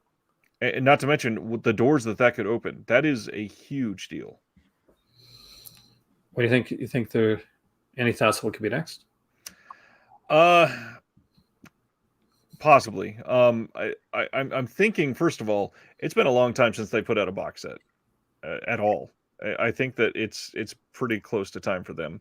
I think that there are some interesting Sony titles that if this does go through as a potential deal, that they could do in 4K. But I think that they need to keep doing titles like Alligator and like Sword and the Sorcerer that are either brand new to Blue or something, but put them out in 4K and just be mind blowing to some people that they thought this was never going to be possible. Yeah, and like somebody said they want to see Friday Night come out in 4K, and like I do too. But in all honesty, I got a lot of Fright Night. I'm not quite sure if that will be a day one 4K buy for me, just because I have so We many. need Fright Night too. Yeah, that we need that. So if Fright Night came out in 4K and it was a Fright Night 2 4K, that like a Demons 2 Yep. was done, that would be exciting. Or honestly, if they did it like Alligator, I wouldn't be too upset. Where they did the first one on 4K and the second on Blue, because we don't have a good release of the second one at all. just that like DVD that came out like years Yep. ago. I remember I saw it at my supermarket, and I was like, "Oh, I should pick it up." So now I'll get that anytime. Never saw it again. Yep, that's the hard part. Well, it's maybe weeping. Yeah, I got a feeling that's going to happen. May is going to be like a rough month for me because I've got things on both collector sides, on the comic side and on the sale side, because I have not bought anything this year when it comes to yeah. So like literally like I bought like as physical media. I've gotten physical media come that I've reviewed. Oh, by the way, 13 fanboy. Did you see this yet? I've not seen it yet. After watching your review, I want to see it. It is cool. I mean, like I went in, and I'm not gonna lie, I went in skeptical I have because been too. I was like, well, it's a bunch of people that did, they were in the films earlier on, and maybe it'll be more. But it was so well done. Anybody here in the chat see it? Because if you haven't seen my review, watch it, please. I got up in the middle of the night right after watching the movie and said, "Shag it! I'm just going to make this review right now. Everything's fresh in my mind." And I had a blast. Like there's so many actors in it from the Friday 13th films, and they're utilized correctly. That's the big thing. And there's a couple of really good fight sequences, like between because the killer's really well done. And I didn't get. Let me know if you guess, because I half didn't, but one, like when the killer takes out the mask, I'm like, yeah, that's not what that was. I was like, damn, they got me. I'm still shocked that it's only on DVD. I know.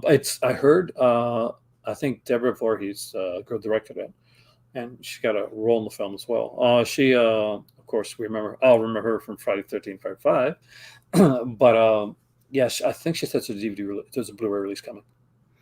That would be nice. I don't understand why modern films don't get Blu-ray releases half the time. There's a lot. You'd be surprised. Like when I started reviewing some Mill Creek releases, and when I started doing that, there'd always be these like horror titles or like thrillers that would like slip under the radar with only DVD release. And there's things that came out like I think I'm Lisa eventually got a Blu-ray release, but there's stuff like I'm Lisa, and there's like one. What was it called? The Shack or the Cabin or something like that. It was a really good film, but it was just like just a DVD release, and I just love those. Let me know what you think, Maddie, when you check it out. And thank you so much, because that's I do like to do reviews every once in a while. They don't get the same like views that other things get, but I don't do things for views. If I did, me neither. Yeah, I do things I like. Yeah, my reviews get nothing. I laugh, but I love movies and I just want to talk about them sometimes. So I try to review, but man, some people just don't care about reviews sometimes. Unless you like really snazz up your review, or you become a character. Yeah. Yeah. If you're Dr. Woofula, or but that being said, Dr. Woofula does some great stuff. Who does really cool, like more the mainstream, not mainstream, but like I guess more well known. Horror Guru, and what's the other guy's name? I used to watch him a lot. Count Dracula. I don't know that one. Like they get together, they talk. Like think they may be roommates. So they talk about films, and they talked about like the Texas Chainsaw Massacre film, and they had the exact same like thoughts on it that I had. It was so nice to hear. By the way, you saw Scream. You've seen Scream, right? I've not seen the new one yet. I'm waiting on the 4K disc purposefully. I was going to, but I couldn't. I had to rent it. I watched. My sister lives in Phoenix, and we frequently watch movies. We'll play it at the same time, and we'll FaceTime at the same time, and then talk about it. And she's been like, "So we're gonna watch Scream tonight, right?" I'm like, "Can we wait just a little longer?" It is good though. I think you're gonna like it. I mean, it's for me, and not to hype it too much, but there's Scream, and then there's Scream 2022. Wow. That's in my ranking. I'll be ranking. Hmm. Yeah. I am. I don't know why so many people hate Scream 4. I think it's a I love. lot better than people give it credit for. I think Scream 4 is brilliant, and honestly, I do think that, and I'm going to put it out there, that because of where we are and what we do, uh, there may be something in the Scream 4 that we can get that maybe some people don't get. But for me, that whole idea and the thought of like how it ends was chilling. The ending of Scream 4 is the most chilling ending of any of the Scream films. When they're with the newscaster and talked about the hero, and we kind of go in on her dead eyes, and it's like, yeah, we've gotten to this stage that this is what people would do to be famous. And Yeah. unless And be it's honest even with more true today. yeah, there we have had killers come out that were once YouTubers, and that's actually a thing now, and that's it's a Twitch scary. streamers, yeah. Yeah.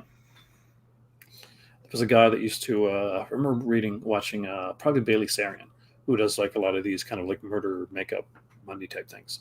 She talks, well, she basically puts on makeup and she talks about like a true crime case, and she's really good at it. Netflix has picked her up. She's got a Netflix show apparently, no, which I have not had a chance to see, but she talks about like true crime.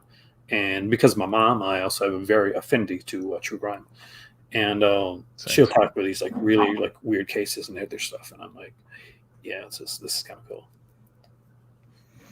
Started still buying DVDs. I still buy DVDs. I still get DVDs of some things. Not everything comes out on Blu-ray, and sometimes like when I was initially buying like Criterion releases, Criterion were expensive as hell, especially here in Canada. So Right. I would like get more Criterion if I could buy DVDs than I could buy Blu-ray when the Barnes and Noble sale was going on. So I would go buy like a bunch of like Criterion DVDs and only a couple Blu-ray. And those aren't the ones I'm talking about. I'm more talking about stuff that is shot in HD, shot today, and Yeah. it literally only comes out on DVD. And that is something that doesn't make any sense. Especially when Blu-ray, the price has dipped so much that it's literally a negligible upgrade to get it on Blu-ray instead of DVD. I think for a lot of it, like I was watching a documentary on indie filmmakers, and they're saying, we'll do a physical release still, like, but we're gonna make more money. There's less overhead for us if we can like sell it like streaming wise, or we can stream it somewhere. So if we're gonna do a release, like any release at all, just kind of to test the market, because um, basically, Walmart's not doesn't have so many like Blu-rays and DVDs there anymore. Best Buy's pretty much taken it out. That's the whole thing. But the thing that has to do with, it's got nothing to do with like that DVDs aren't selling or Blu-rays aren't selling. It has to do with like it's a box store. They're paying they bought the place. They're paying a lot of rent. You utilize that space to sell stuff. Real with estate's expensive, yeah. Exactly, and there's a lot of overhead. There's not a lot of overhead when it comes to selling like a Blu-ray or a DVD, but you can't put a bunch of DVDs or a bunch of cheaper Blu-rays into a bin and sell them like that. It doesn't take up any space at all. Right. But I think we're going to get a lot more of that. So a lot of the you're going to get more DVD because still DVD still sells the best. That's the thing. And if you're a smaller indie company, sometimes floating a DVD might be your best option before you kind of go in. But I don't think there's, like you say, there's not a huge difference, I don't think, in putting it onto Blu-ray. But I'm not production-wise, no. So when it comes to that, but yeah, I can see. I'd say like a lot of them now, DVD is their standard, and Blu-ray it'll be like if they put out a limited edition copy of it. Look at films like Slasher Studios, for instance. You could get a bunch of like the DVD copies, even those were limited, but the Blu-rays were limited even more, like I think 100 or something like that. 100, yeah, that's it.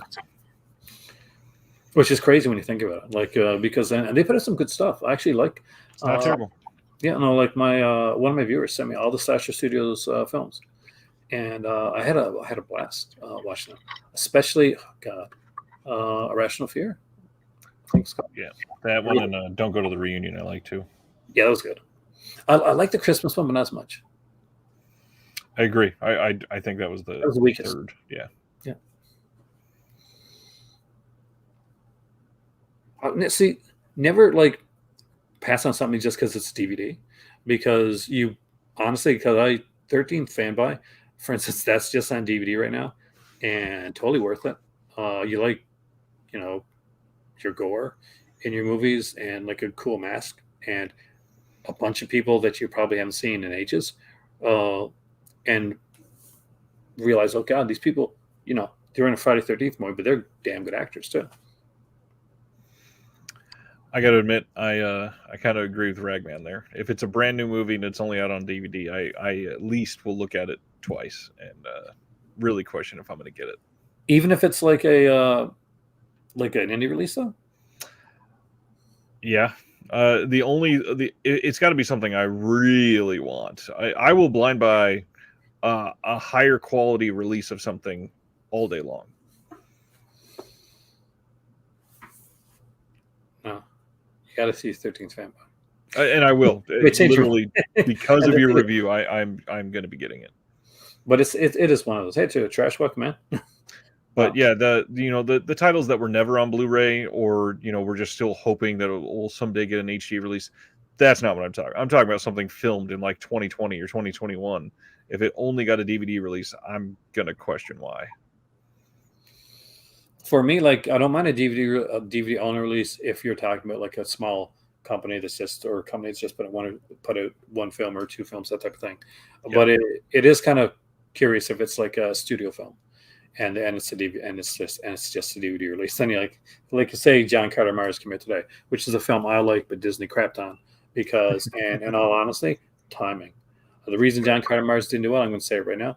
Disney bought Star Wars around the time that John Carter Mars was being marketed, and all marketing for John Carter Mars stopped. Yeah. There was no McDonald's tie-in or anything like that, which they normally do. They just stopped all the marketing for John Carter Mars, and they literally made that film die. And DVD sci-fi. Mill Creek is putting out the 80s and 90s sets like they did for the 60s and 70s. Oh, nice. I don't think I saw that. They got, let's see, would it be, obviously there's going to be some like the previous titles, but if you don't have them, or you just want like basically some cool like watches. Let me see, I got it here somewhere. I always got this stuff here somewhere. Mill Creek doesn't do a good enough job marketing their announcements. I try. I do too, but even that, I hardly ever see them. That's like I get like the thing is, I wish Mill Creek had their own store. I think that, but they do, like, because some stuff they put out. I'll be honest with you, some of the stuff that Mill Creek has put out, and aside from the fact, taking aside the fact that worked with Mill Creek. And take, there's the bias there. I gotta be honest. They've put out some stuff that literally there's been months where I'm like, I'll get some of their stuff, and I'm like, okay, this is exactly what I want to watch because there's so much flash, and like you'll get like, oh, this is coming out and it's got all these features and stuff like that, and the movie's not that great, and but you got all these features and it's a slipcover. You know what I mean? We've all done it. I've done it so many times, but there's just like little releases that I just like, just because it just hits me in the right spot at the right time. So the 80s one has 10 films, like Father Like Son, which I'm pretty sure is Kirk Cameron and Dudley Moore. Vice Versa, which is Judge Reinhold and Fred Savage. Roxanne, Steve Martin. Punchline, if you have Punchline, but Tom Hanks. I haven't watched in years. Who's Harry Crumb? Blue Thunder, so you get different ones. Suspect, which I actually love. Band of the Hand, which I'm excited about because I actually really like that film. Little Nikita and The New Kids, which is, again, brilliant because Lori Loughlin and a really, really sleazy James Spader in that one. And these are not even announced on their page as far as I can tell. Not yet, I don't think. They're coming up. They should be coming up soon, though. 90s got House Sitter, The Matchmaker, White Palace, which is the first big one there, Susan Sarandon. One True Thing, Donnie Brasco, The Devil's Own, The Freshman, Anaconda, which is fun cheese. I Know What You Did Last Summer, and The Deep End of the Ocean, which is the only one I don't really know on that one. And those are fairly inexpensive releases when they come out too. Oh yeah, and that's the thing about having their own stores. They would have to incentivize people to buy from them, and something. I just happened to have gotten a Mill Creek in today. Something like Side Out. This is literally like That is $8. cool, man. And if they were to sell this on their store to get people to buy it, they'd have to sell it for like $5 or $6, literally. Did you like it? I literally just got it in. Okay. Opened it on stream. It is different than 1,000. It's not the sexploitation film. Nope. It's definitely like the person that did it really seriously was into volleyball, and really has it in the. And there's good actors in the film too. So I actually dug it.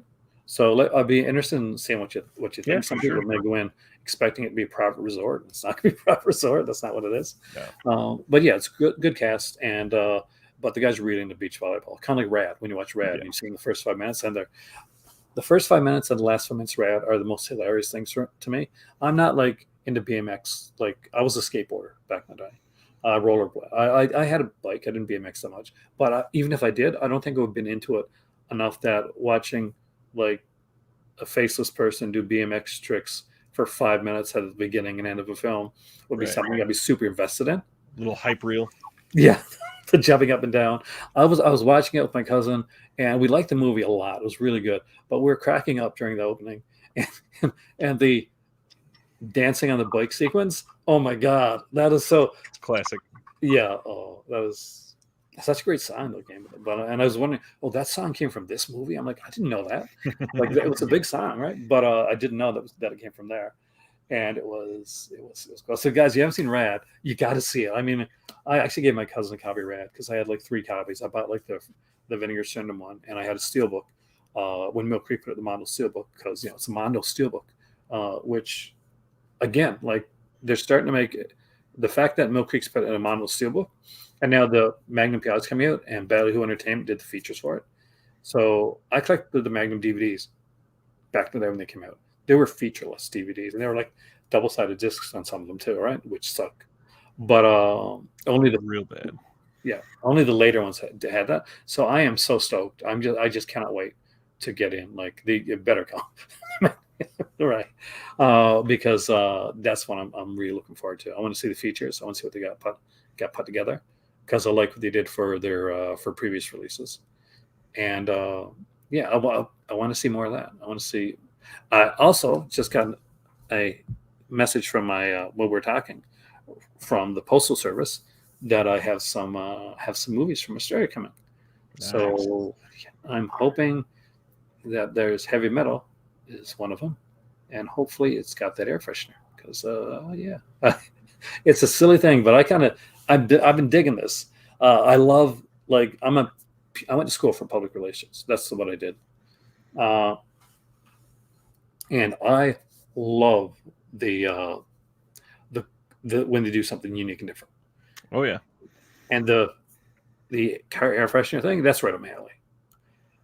That is definitely going to be in our car, whether it's here or not. It's going to be in the car. Heavy Metal with that girl in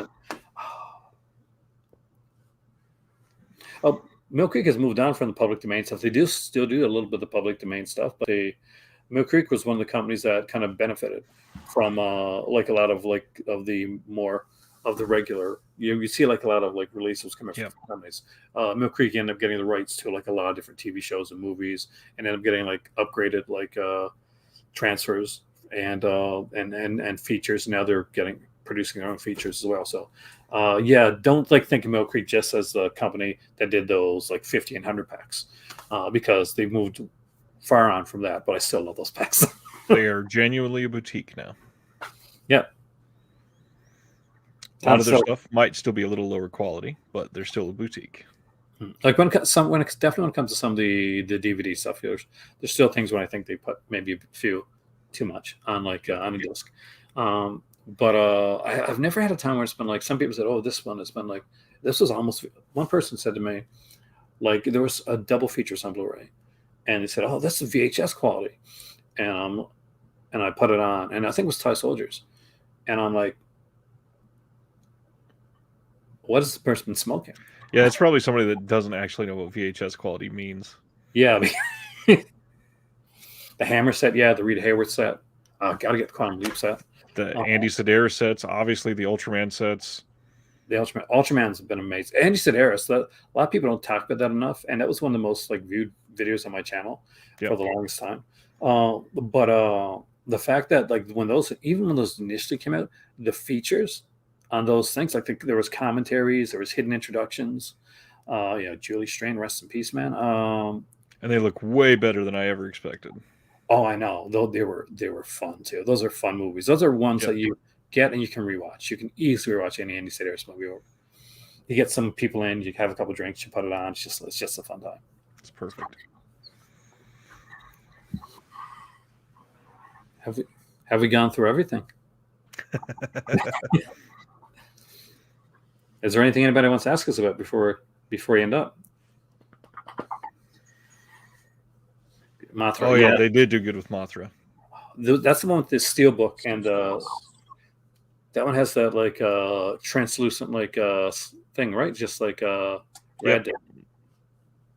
I didn't get that. I got to get that. My dad. I don't. It's still in print. My dad had it, and it looked gorgeous. I'm not sure if Mothra is still in print. That's what I'm worried about. But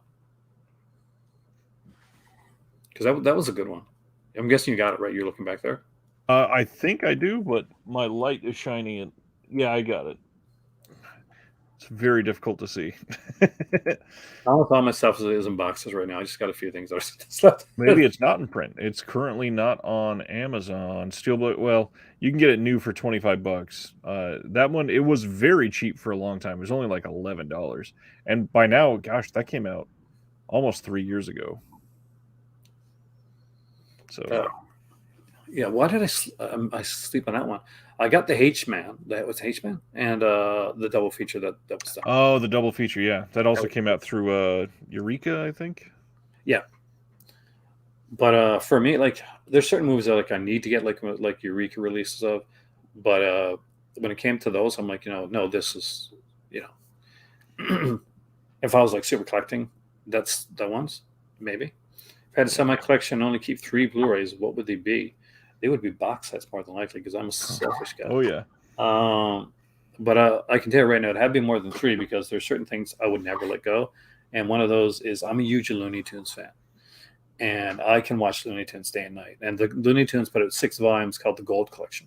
Like they put out 3 like Blu-ray sets called the Platinum Collection, which are okay, they're good, but the Gold Collection is amazing. And the stuff that's that's put into that, and the work that was put into it it's just incredible. So I watched that pretty much almost over anything. But I watch. There's a lot of like weird stuff that I watch over and over again. For me, like a lot of the films that I watch, you wouldn't expect. I would take the Russ Meyer. You're damn right. Take the Russ Meyer set. You know how many times I watched Erica Gavin in Vixen? So many times, man. It's funny. I think if I turn my camera just a little bit, other way, there's mine too. Nice. Great minds look alike.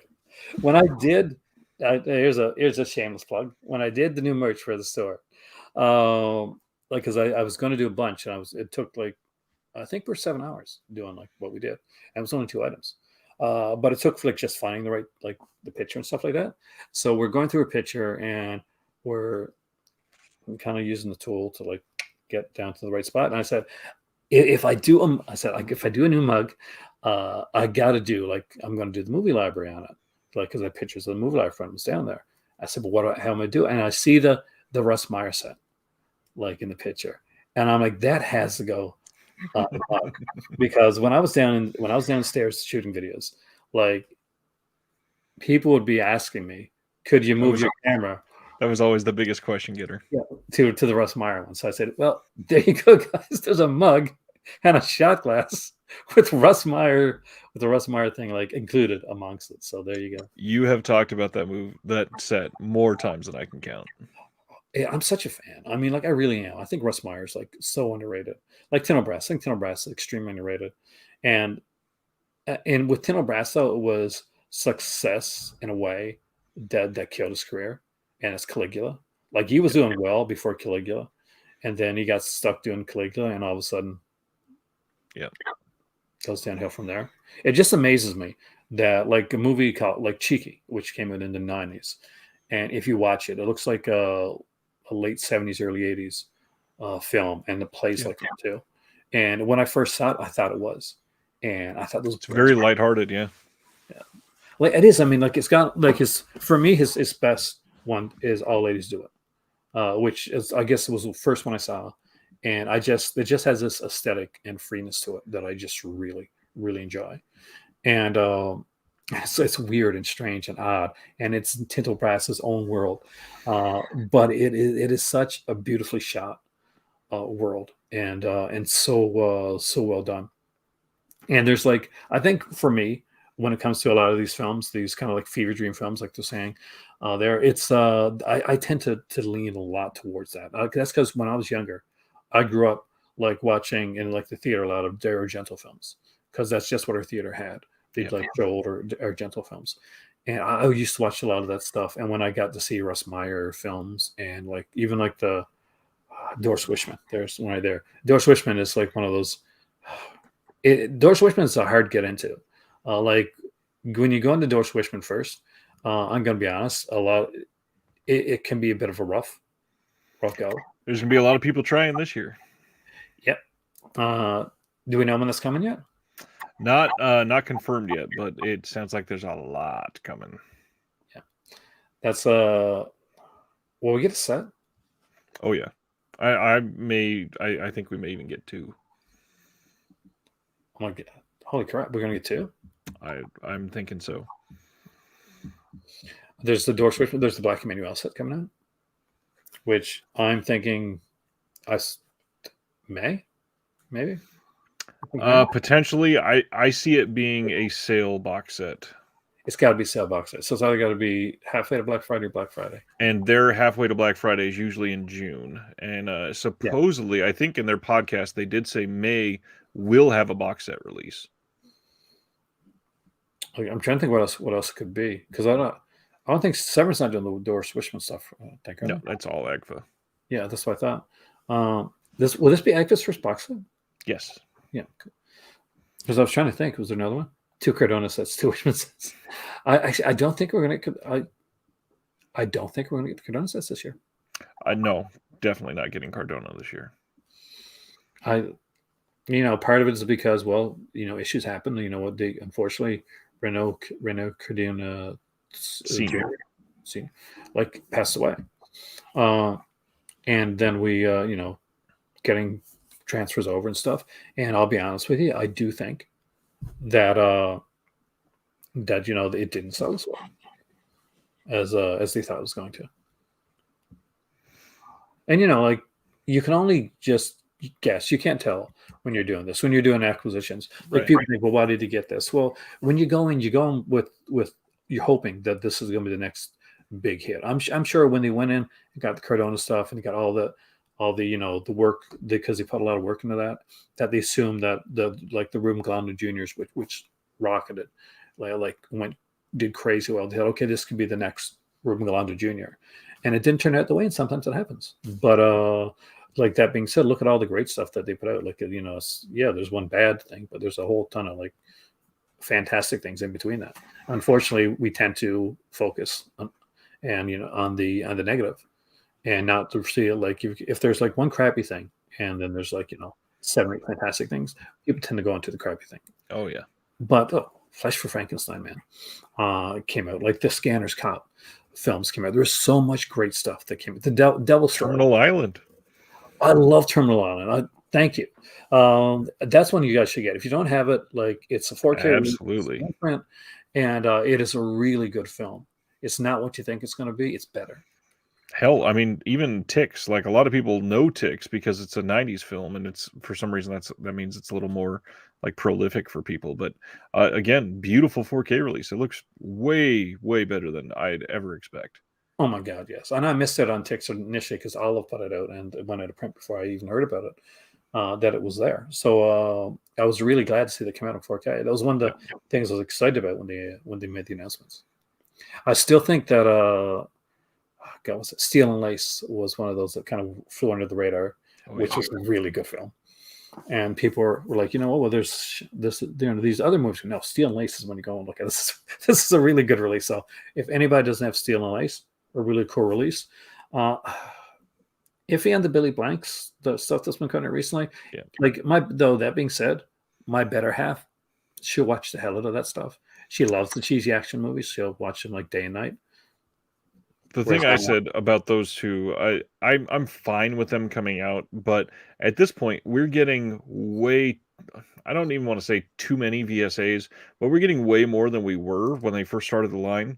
And to me, if you're going to put out a Billy Blanks in November and then in March or February, whichever month it was, if you're going to do that, do like you did with the Tiger Claws trilogy and just make it a double feature. And instead of charging $25 times 2, charge like 30. Especially because it's TC 2000. Like, which exactly. This is not one of the. It's not a stellar release, in my opinion. Like, it's just not.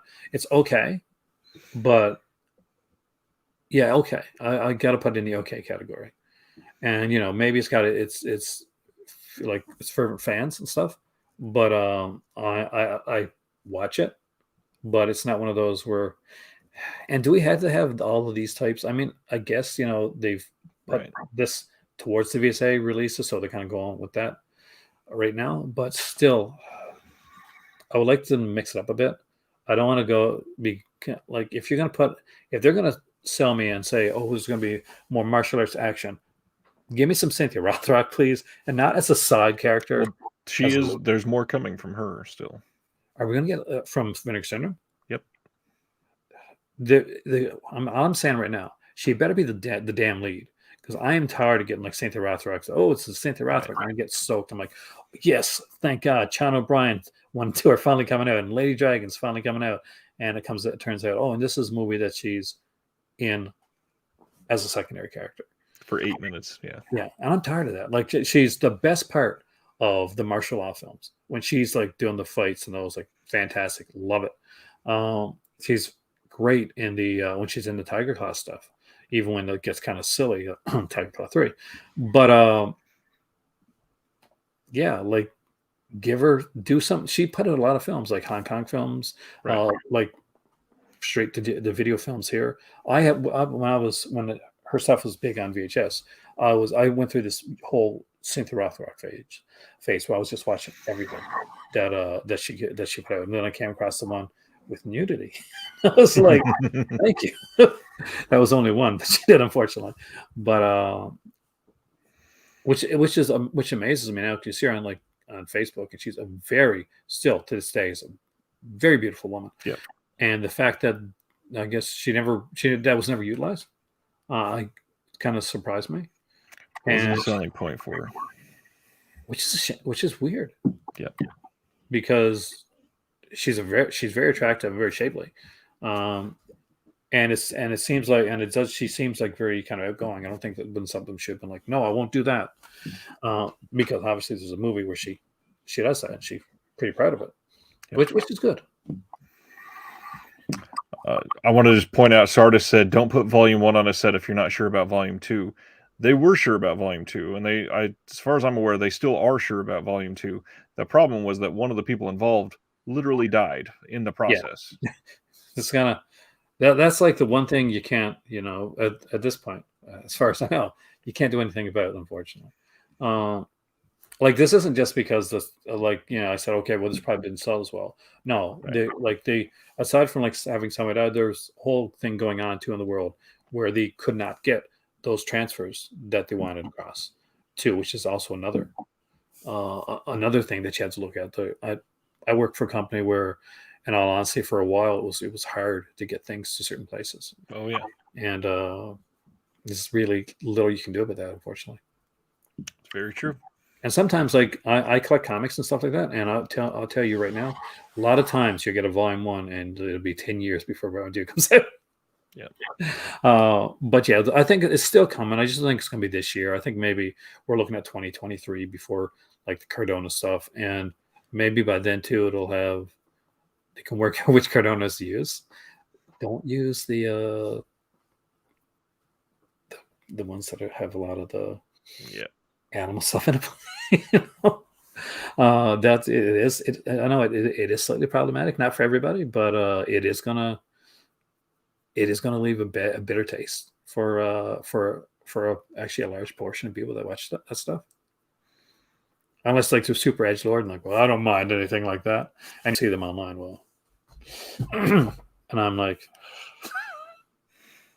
what you like, but don't be a dick about it. Well, and don't brag about it at all. I Yeah, don't understand that. I like watching animals die type thing. You do? I mean, I don't like it, but it honestly doesn't bother me that much because like I've said, it's what's done is done, and I'll, Understandable. I mean, like, and at the end of the day, man, like, um, I can't, but that's me. But if somebody can, there's no judgment right. on the person because I like people, like or can tolerate or can watch different things. Like, there's just some regular stuff that I can't watch and or that'll just get to me now that didn't get to me before.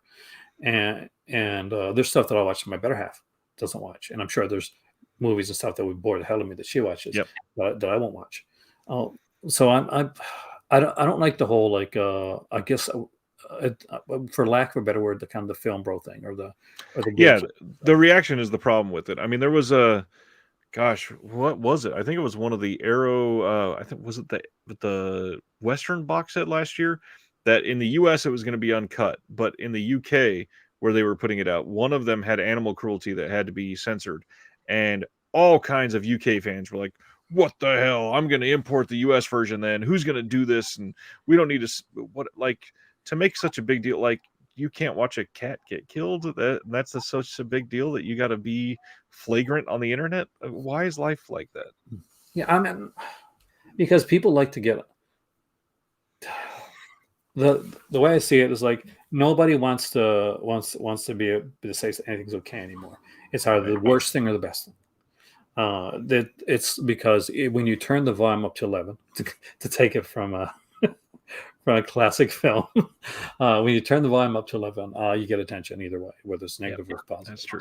But you get more attention the more negative you can be on a lot of things, and it has been detriment to my channel at times. I know that some people, because I don't get as negative as some people do, or I don't just diss on films.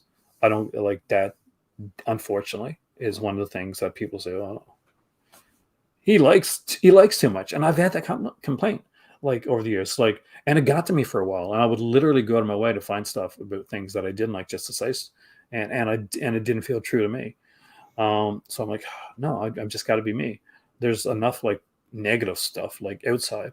When I'm talking about like my films and my comics and stuff, it's the stuff that I like, the stuff that I love. It's getting excited about it that makes me want to be on here. It's not bitching about it. And trust me, I'll have my bitching. I'll have my Corona bitching all the time. But but I get it. I mean, if you can't watch it because of that, okay, fantastic. If that something doesn't bother you, you can. I have no ill will against you if you do. People just have their own like now. If you're watching snuff films or something like that, yes, I'm going to be a bit judgy when it comes to stuff like that or anything weird, like anything that's legal and hurts people.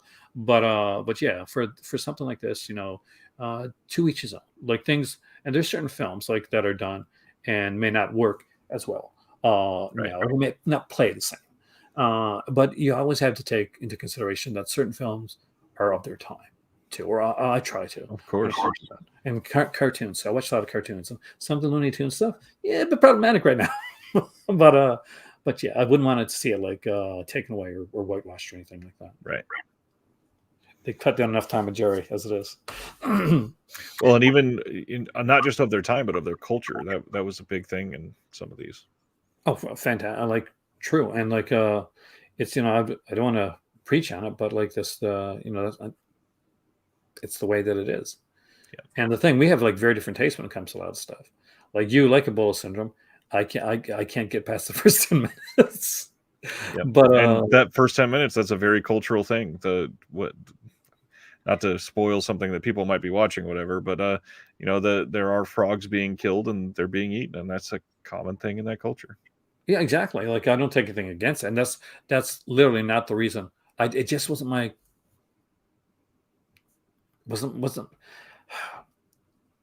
I like weird movies, and there's certain things that just kind of Giallo like rings with me a lot.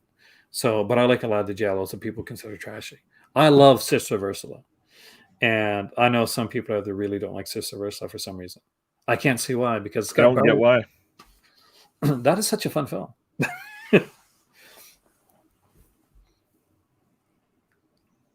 Saying it's like a Giallo in referencing new movies. It's like a Giallo. I guess maybe that's a way to like kind of like get people into something or at this point because Giallo I guess was so is Giallo really I guess it's popular again now. It's getting a bit of a Yeah, it's getting a big like renaissance. which is good. I mean, like I'm a big Giallo fan, but when I used to I was the weird guy because nobody's watching that stuff. I was like sending away for video search Miami so I get uncut copies of original films.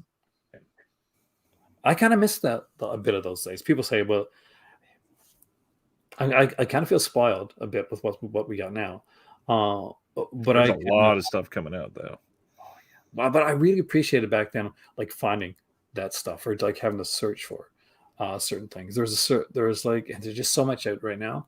Like it seems like every day there's something coming out that I didn't think was going to ever get released, and I had like, It's true.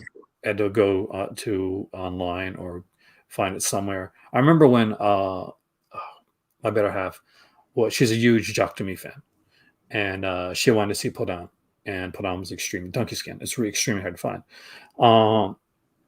So I had to go through nefarious purposes and find a special site that you needed a special invite to get into, and it was a very, very hard one to get into, and you had to keep like your numbers up extremely well in order to get to the place on the site to download that film,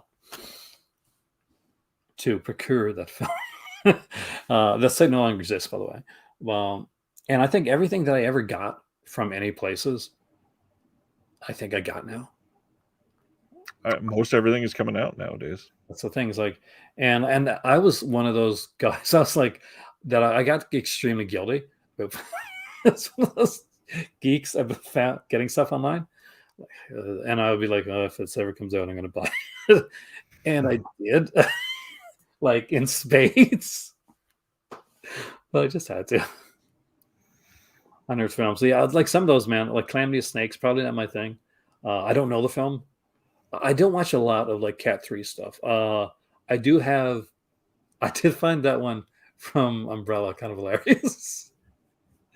But that wasn't like too like I guess hardcore in certain ways. It was insane. And I was like, what the hell? Hey there, Dag, man. Welcome, man. But yeah, but it wasn't like Ebola syndrome insane. And I think like I like David Lynch too. Like there you go. Sign up. Just mentioned David Lynch. And Lynch is not one of those guys that's for everybody. And I feel like the Ebola syndrome Cat 3 stuff, that's like that. Like people that are fans of that, like they know their stuff and they watch it and they get things out of it that, to be bluntly honest, I'm not bright enough to get in that way for that. And that's not saying I'm dumb. It's just saying that like I'll watch a Giallo and I can watch Giallo with somebody else and I'll just get certain things out because I love the genre. Right. And if you're a Cat 3 fan and you're watching it and like there's certain things that you're going to get out of that nobody else is going to get. Exactly. That they're going to watch that stuff. And you gotta like there's that love for that. And the fact is whether I like the bullets or not has nothing to do with it. It's the fact that this type of film, which hasn't been getting a lot of publicity and a lot of release, this genre of film is getting out there for the people that love it. And hopefully because of this is opening up doors for more of those releases. I agree. It's got a huge, huge fan base. Like I was in a minority of people that were not excited about the release, and like a small minority, like overwhelmingly, people were extremely excited about it. And that being said, like at the end of the day, that's what counts to me. Like it doesn't matter if I like everything. That's not the thing. When I come in here to talk about films, I talk about films. I like to talk about films in general, whether I talk Vinegar Syndrome or Severin or Umbrella and that. And it's just sometimes you just feed off of like what everybody else is like talking about and saying, and I get excited. Like they get me stoked. Like when I hear you talking about Ebola syndrome, I get excited, even though it's not the film that I like. I get excited listening to you talk about it. And that's the thing. There are so many of these people that you can. I don't want to use the word learn, but in a lot of cases, it is learn from them. Even just having a different perspective. They don't have to be a film scholar. It can literally just be them providing a different perspective. And none of us are going to have the same perspective because we all come from different backgrounds. Exactly, and that's the wonderful thing about this, like here, like YouTube itself, is that you get that you go on, and there are so many of us like film geeks out there Yeah. that are all coming from we all grew up with different stuff. We all watched different things. We lived in different eras. We had different films that like affected us as we were Yep. growing up that we watched in college and that. And those are the films that, in a lot of cases, are the ones that kind of stick with us. Those are our ride and dies. And you can watch different people on here. And I recommend, by the way, watching a lot of different people and getting a lot of different perspectives on film, Please. because it does help out. There's so many great like podcasts and YouTubers out there that just do this stuff. Disconnected does amazing stuff. Like definitely check out his stuff, and don't miss the videos on a regular basis, because he does fantastic work. And you said you got your Discord now for your Patreon, right? Yep. And you've got and if you're not following him on like Twitter and on Instagram, you totally should be, because I'll be honest, like I look at your stuff when it comes to looking at a lot of the releases that are coming out. Sometimes I don't get to check my email, but I do check my Twitter, and I'll find it right through there. So that's where you guys can find your stuff. And it's so common. I've already posted twice on Twitter since we started this. Anything big? Literally. No, there's another Donald Farmer title coming later this year from Culture Shock releasing. And then the other one is a lot of people still want and were unable to get because it was one of the less expensive titles from Vestron. Maximum Overdrive. It dropped in price again. It's only $21 on Amazon right now. And that one usually stays up at like $28, $29. It's a great release. Like when it initially came out, it was like super cheap. For some reason, it kind of showed up at Walmarts and stuff like that. And one of my viewers from the US actually sent me Maximum Overdrive because he knew I was a huge AC/DC fan. So I was like so stoked about it. By the way, I actually got an AC/DC keychain too. One of the cooler things is I got a Punisher keychain because I'm a huge like Punisher fan, but the image has been taken. Yeah. So I get my, I don't want to get. We're not going to say anything. I'm just going to say that I'm going around with this Punisher keychain, and I keep it in my pants pocket, my front pants, and the Punisher logo is on the outside. And I'm like, are people like thinking the wrong thing? So walking down the road with my keychain, Right. please no. I just like comic books, especially like the Punisher. Did you see his new logo? I have not. It is different. It is horns. It's temporary, but it's for a storyline. I'm not quite sure. Jason Aaron, maybe. I'm again comic book geekness. I get back to it every once in a while. Yeah, I post on there a ton. Facebook, Twitter, Instagram. Yeah. And the other big thing about my Patreon is I also try to find a way to make people want to do it more. Is I do a boutique giveaway at the end of every month as well. So if you're in the giveaway tier, then you could get a free package at the end of the month, every single month.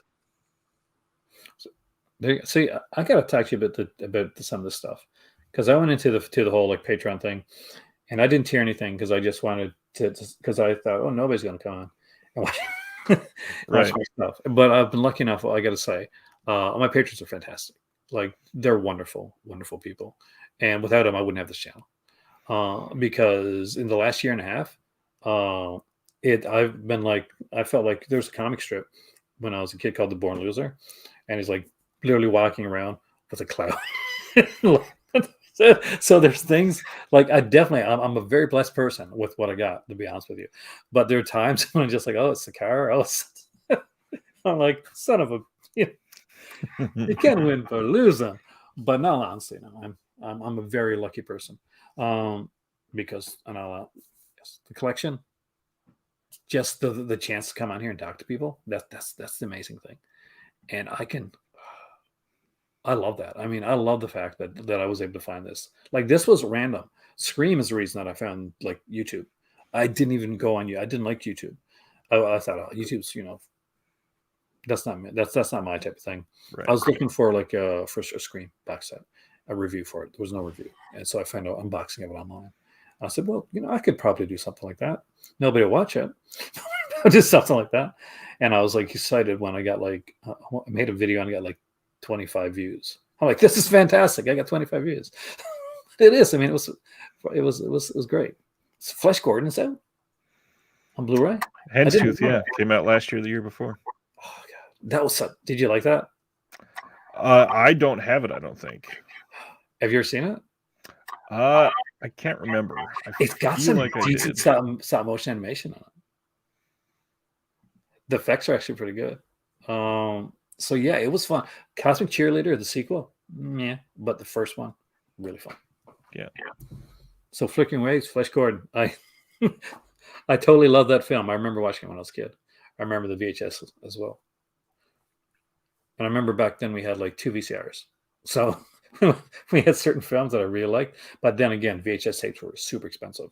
So if I had a film that I really liked, I'd tape it off. But we also had like the sound system attached. So if it was something that I liked, like a comedy thing or something like that, I would get a blank tape and I would like tape off the comedy show. So I listened to like Richard Pryor and George Carlin and Eddie Murphy on my my Walkman all the time. Nice. Yeah, listen to Delirious right now, not quite the same as when I was a kid. Flesh Gordon came out in August of 2019. Wow, are you serious? Yeah. You see that a lot of these things fall by my go right past my head. Yeah. I couldn't have been checking on your. Were you doing stuff then? Oddly, I had started once and shuttered it because I had a lot of personal things that came up, and then just last year, you said, you know what, that's what makes me happy. I'm going to do it again, and really only this last year is when it really took off. But And it's taken off pretty well for you, I got to say. yeah, But you put a lot. The thing is, you put the work in to get yeah. it there. It's not like for no reason. Oh my God, how did this take off? I remember watching your channel, and I'm like, damn, like this is a really well done video. And I think I reached out to you after one of those. I'm like, you're doing fantastic on this here. Yep. And at the time, I didn't put you with the person I've been on that I spoke before as being Many times, yeah. Yeah, I think I was one of the day one patrons with you. You were. If it wasn't day one, it was pretty near the Pretty early beginning. on, yeah. Michael, actually, I gotta have Michael on here sometime. Like I've been going to, but I'm horrible at getting people on. I just like, okay, I got to do this, and then I got to think of a way to do it. Like at this point, like I know you, and I'm like, hey, you want to drop on type of thing, Exactly. and we can just like we play off each other well. I think. I agree. So that helps out. And we have different weird tastes, but we both have this. We have a weirdness that we can actually.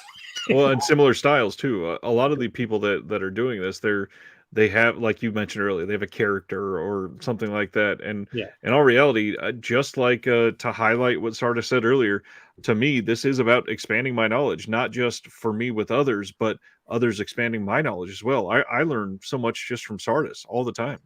Oh my God! Like on here, like on a regular basis, just like when when the comments are coming up and stuff, I'll get things wrong. Like, Yep. and I don't mind it because when I do, then I usually learn something new afterwards. Yeah. And that's one of the fantastic things about it. It's like it's interactive learning. It's Exactly. like we put across the passions and stuff that we know, or at least as much as we know, and then you guys kind of expand on that. And so the next time when we go on to talk about something else again, let's say we're talking about Giallo, we're talking about like sexploitation or something, and like say Sardis or Flickering Waves or Trash or something. It's like dropping the knowledge in there. We remember that. So when we go into another video, you guys have made us more prepared for the next time. And that's eventually why this, one of the things that I want to do is I want to eventually, teach some. And I think that it's going to be open up the eyes to people that haven't maybe haven't seen some of this crazy stuff that I watched before. Right. So yeah, I want to show them good films, but I do want to have like a class where I can put across something like a Nail Gun Massacre. Yeah. Because I think Nail Gun Massacre is a brilliant fucking film. It's crazy. And you got this like slasher killer that has these Freddy Krueger-esque lines in a Texas accent with an ending that makes no sense for who the killer is, unless we're supposed to, think, okay, the only way it makes sense is if the killer actually got away with it. And that's my thoughts on that. You've seen Nail Gun Massacre, right? Oh yeah, a couple times. And that Nail Gun Massacre is actually one of the films that so many people, they love to hate, and I don't Are really. you serious? Yeah, a lot of people hate that movie, and I don't get it. I think that it's a lot better than people give it credit for, and not necessarily in terms of, it's not like a Criterion level film, but it is entertaining as hell. Oh my And God. it is the perfect type of film for, like, one of the things that I always say on my channel is every single film has been somebody's favorite film, and Nail Gun Massacre is somebody's favorite movie. And the crazy thing is, watching it, I can see why. It's such it was such an impression on me. And when I did kind of like a video, kind of like a vlogcast type of thing on my channel, I used like a line from that film to, I think it was the Buck 59 special or something like that. And the reason that I did was because there's a big sign in Nail Gun Massacre of like the Buck 59 special, and it's like, I think they say it's like so like fries and a hot dog or something like that, and drink, and then the order it, and it comes out that's completely different from what's on there. It's like it's like Wendy's or something, or A&W, something like that, but it's not at all what's on the on the sign. And I'm like, this is brilliant. And there's a scene when they find a dead body by this this dumpster, and they're like, yeah, he looks like that person's dead, all right, and they leave it. They just leave the dead body. I'm like, I love this movie. And every person that has come into my house, by the way, that just for future warning, has had to watch Nail Gun Massacre with me. At the end scene, because it's like, have you seen Nail Gun Massacre? When my dad came in, I was like, no. Oh, Dad, you got to see Nail Gun Massacre. He went home. He ordered it 2 days later. So, I have a cult of Nail Gun Massacre fanatics there. Good. And those are the things I like. I like movies that are fun. Exactly. Yeah, but I do like, and I got Ingmar Bergman in the background too, so I guess I like some other stuff as well. Well, my better half cannot watch an Ingmar Bergman film. She just can't do it, and I get it. I mean, like, she was there, we were there, and she's like, you know what? I want to say this, and it's going to be because I want to get this off my chest for a while. I don't like Ingmar Bergman. I don't like being depressed, and I'm like, I get it. Like, I totally get it. But she's like, yeah, that because it's such a big thing, he's such a big director. She said, I never actually said that out loud. She said, I just want to say that's just not my thing. And I was like, I'm like, and that's okay. Yeah, that's okay. That's the thing. You can like and not like stuff, and and the world won't end. Like, there's people that may not like the Batman, and I know, I haven't seen it yet, and I pretty much know that it's my jam. I'm gonna love it. I really like Captain Marvel. It's a Marvel film that got was divisive. I liked it too. Yeah, that was really. I saw it in theater twice. It's the only Marvel movie I saw in theater twice. Wow. Man, I'm a big, like, when it comes to the cosmic stuff, I'm really, really big with that, and I grew up with that style stuff. I remember the Death of Captain Marvel, the original Captain Marvel, was done as one of the first graphic novels, and he actually dies of cancer. So it's actually a pretty good story. But yeah, when it was coming out, I was like huge on that. And there's people that don't like it, and I'm like, oh, I get it. Like, don't like it because you don't like the film. Don't like it because for some other reason. Like, the big thing is to be open-minded going into it. Yeah, watch a movie for a movie. Don't go in with don't think like agendas or politics or blah blah. It's just gonna you're not gonna have fun. Just have fun with the movies. Just just think, oh, if it's a movie like, oh gee, I like this movie. If it's a movie you didn't like, I just didn't like this movie. That's okay. Thanks for that, Brian. All right, there. You have a new subscriber.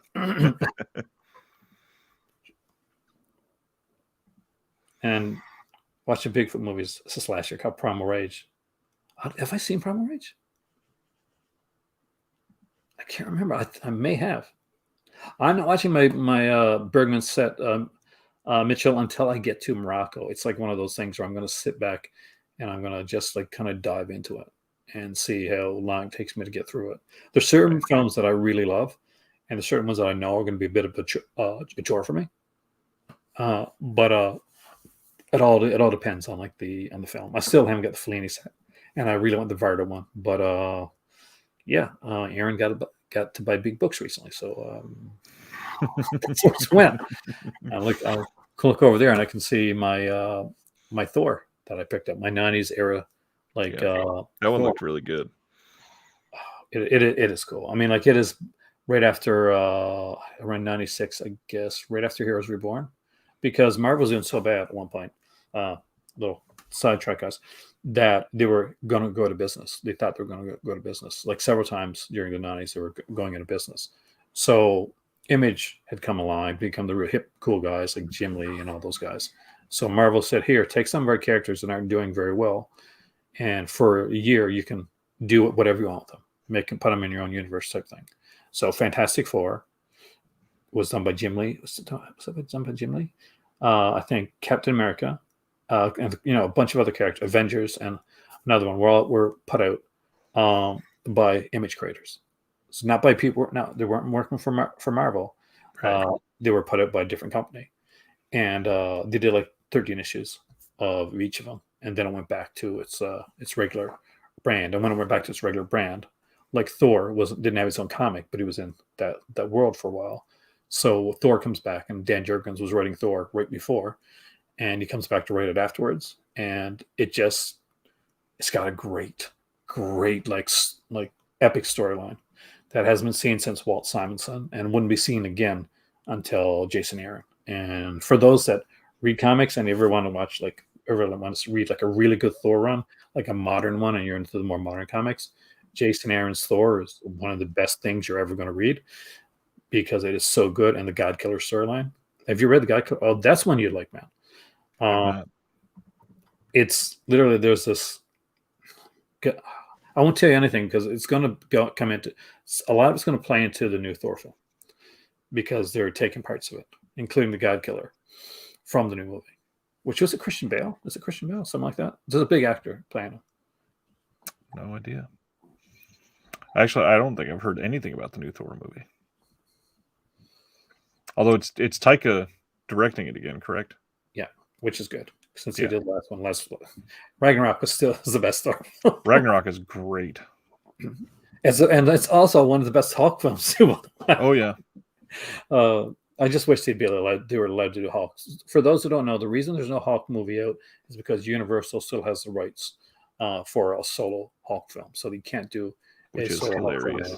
Yeah, I know. Can you believe? Well, that's the thing. At the time, they were doing so bad; they were just selling off the rights to all these big characters. And Universal still has the rights to the Hulk. I think probably back from the TV era days, TV show. It has to be, yeah. Yeah. DC created crossover Marvel. It was like the DC. Oh, you mean DC versus Marvel with the Access character? Yeah, that was pretty cheesy fun. There's like Dark Claw, which was a combination of Wolverine and Batman. It was cool. So they did a Dark Claw. So what they did was like one issue each of like these kind of like amalgamated characters. It was called Amalgam, where they would take a DC character and a Marvel character and put them together and make a brand new character out of them, basically. And there's like bullets and bracelets, which was like Punisher and Wonder Woman, but they were called something else. I think it was Steve Trevor was a Punisher, and one was slightly different. They were really fun. If you ever get a chance to check them out, they're like one issue things, but they did like a second run of them with different ones. And because Batman the Animated Series was popular, they did a Dark Claw, the animated series. Nice. With the kind of like the Bruce Teeny type, like the Bruce Timm type of artwork. Yeah. So that was super cool. Wow. It was a really good one. So there you go, guys. That's my recommendation. But Jason Aaron's Thor. That's my recommendation. If anybody ever wants to read like a really good comic, the Jason Aaron's Thor comes out at the end of the month. It's an omnibus, around 1,200 pages, and it's a good. And if you're going to watch the Thor movie and you want to get a really good context and actually see how the storyline goes, this is the one, because this new Thor film, Love and Thunder, is the Jason Aaron run on Thor. So when you've seen, and it's not spoiling anything because we've seen it, Jane, like with the hammer, that's from Jason Aaron's Thor. I think from the Mighty Thor, right before Unworthy Thor. Giant Spider-Man versus Superman. I remember that one. I remember Superman versus, was it Spider-Man or Superman versus Muhammad Ali too? That was a unique comic. I would love there to be, like, do you have an Ollie's near you? No. Yeah. Yeah, we got an Aldi's. Like, I'm so jealous because they have so much. I literally went on today on YouTube and I watched comic Ollie's hunting videos. Oh, well, maybe I heard different. I heard Aldi's. I don't know what Ollie's is. So no. It's like a bargain bookstore. Oh, definitely not like, then. It is so cool because you have like omnibuses and stuff go there for like $20 and $30. Pop up there and like really, really cool stuff. Nice. We have people turning in. I guess we'll have to turn in.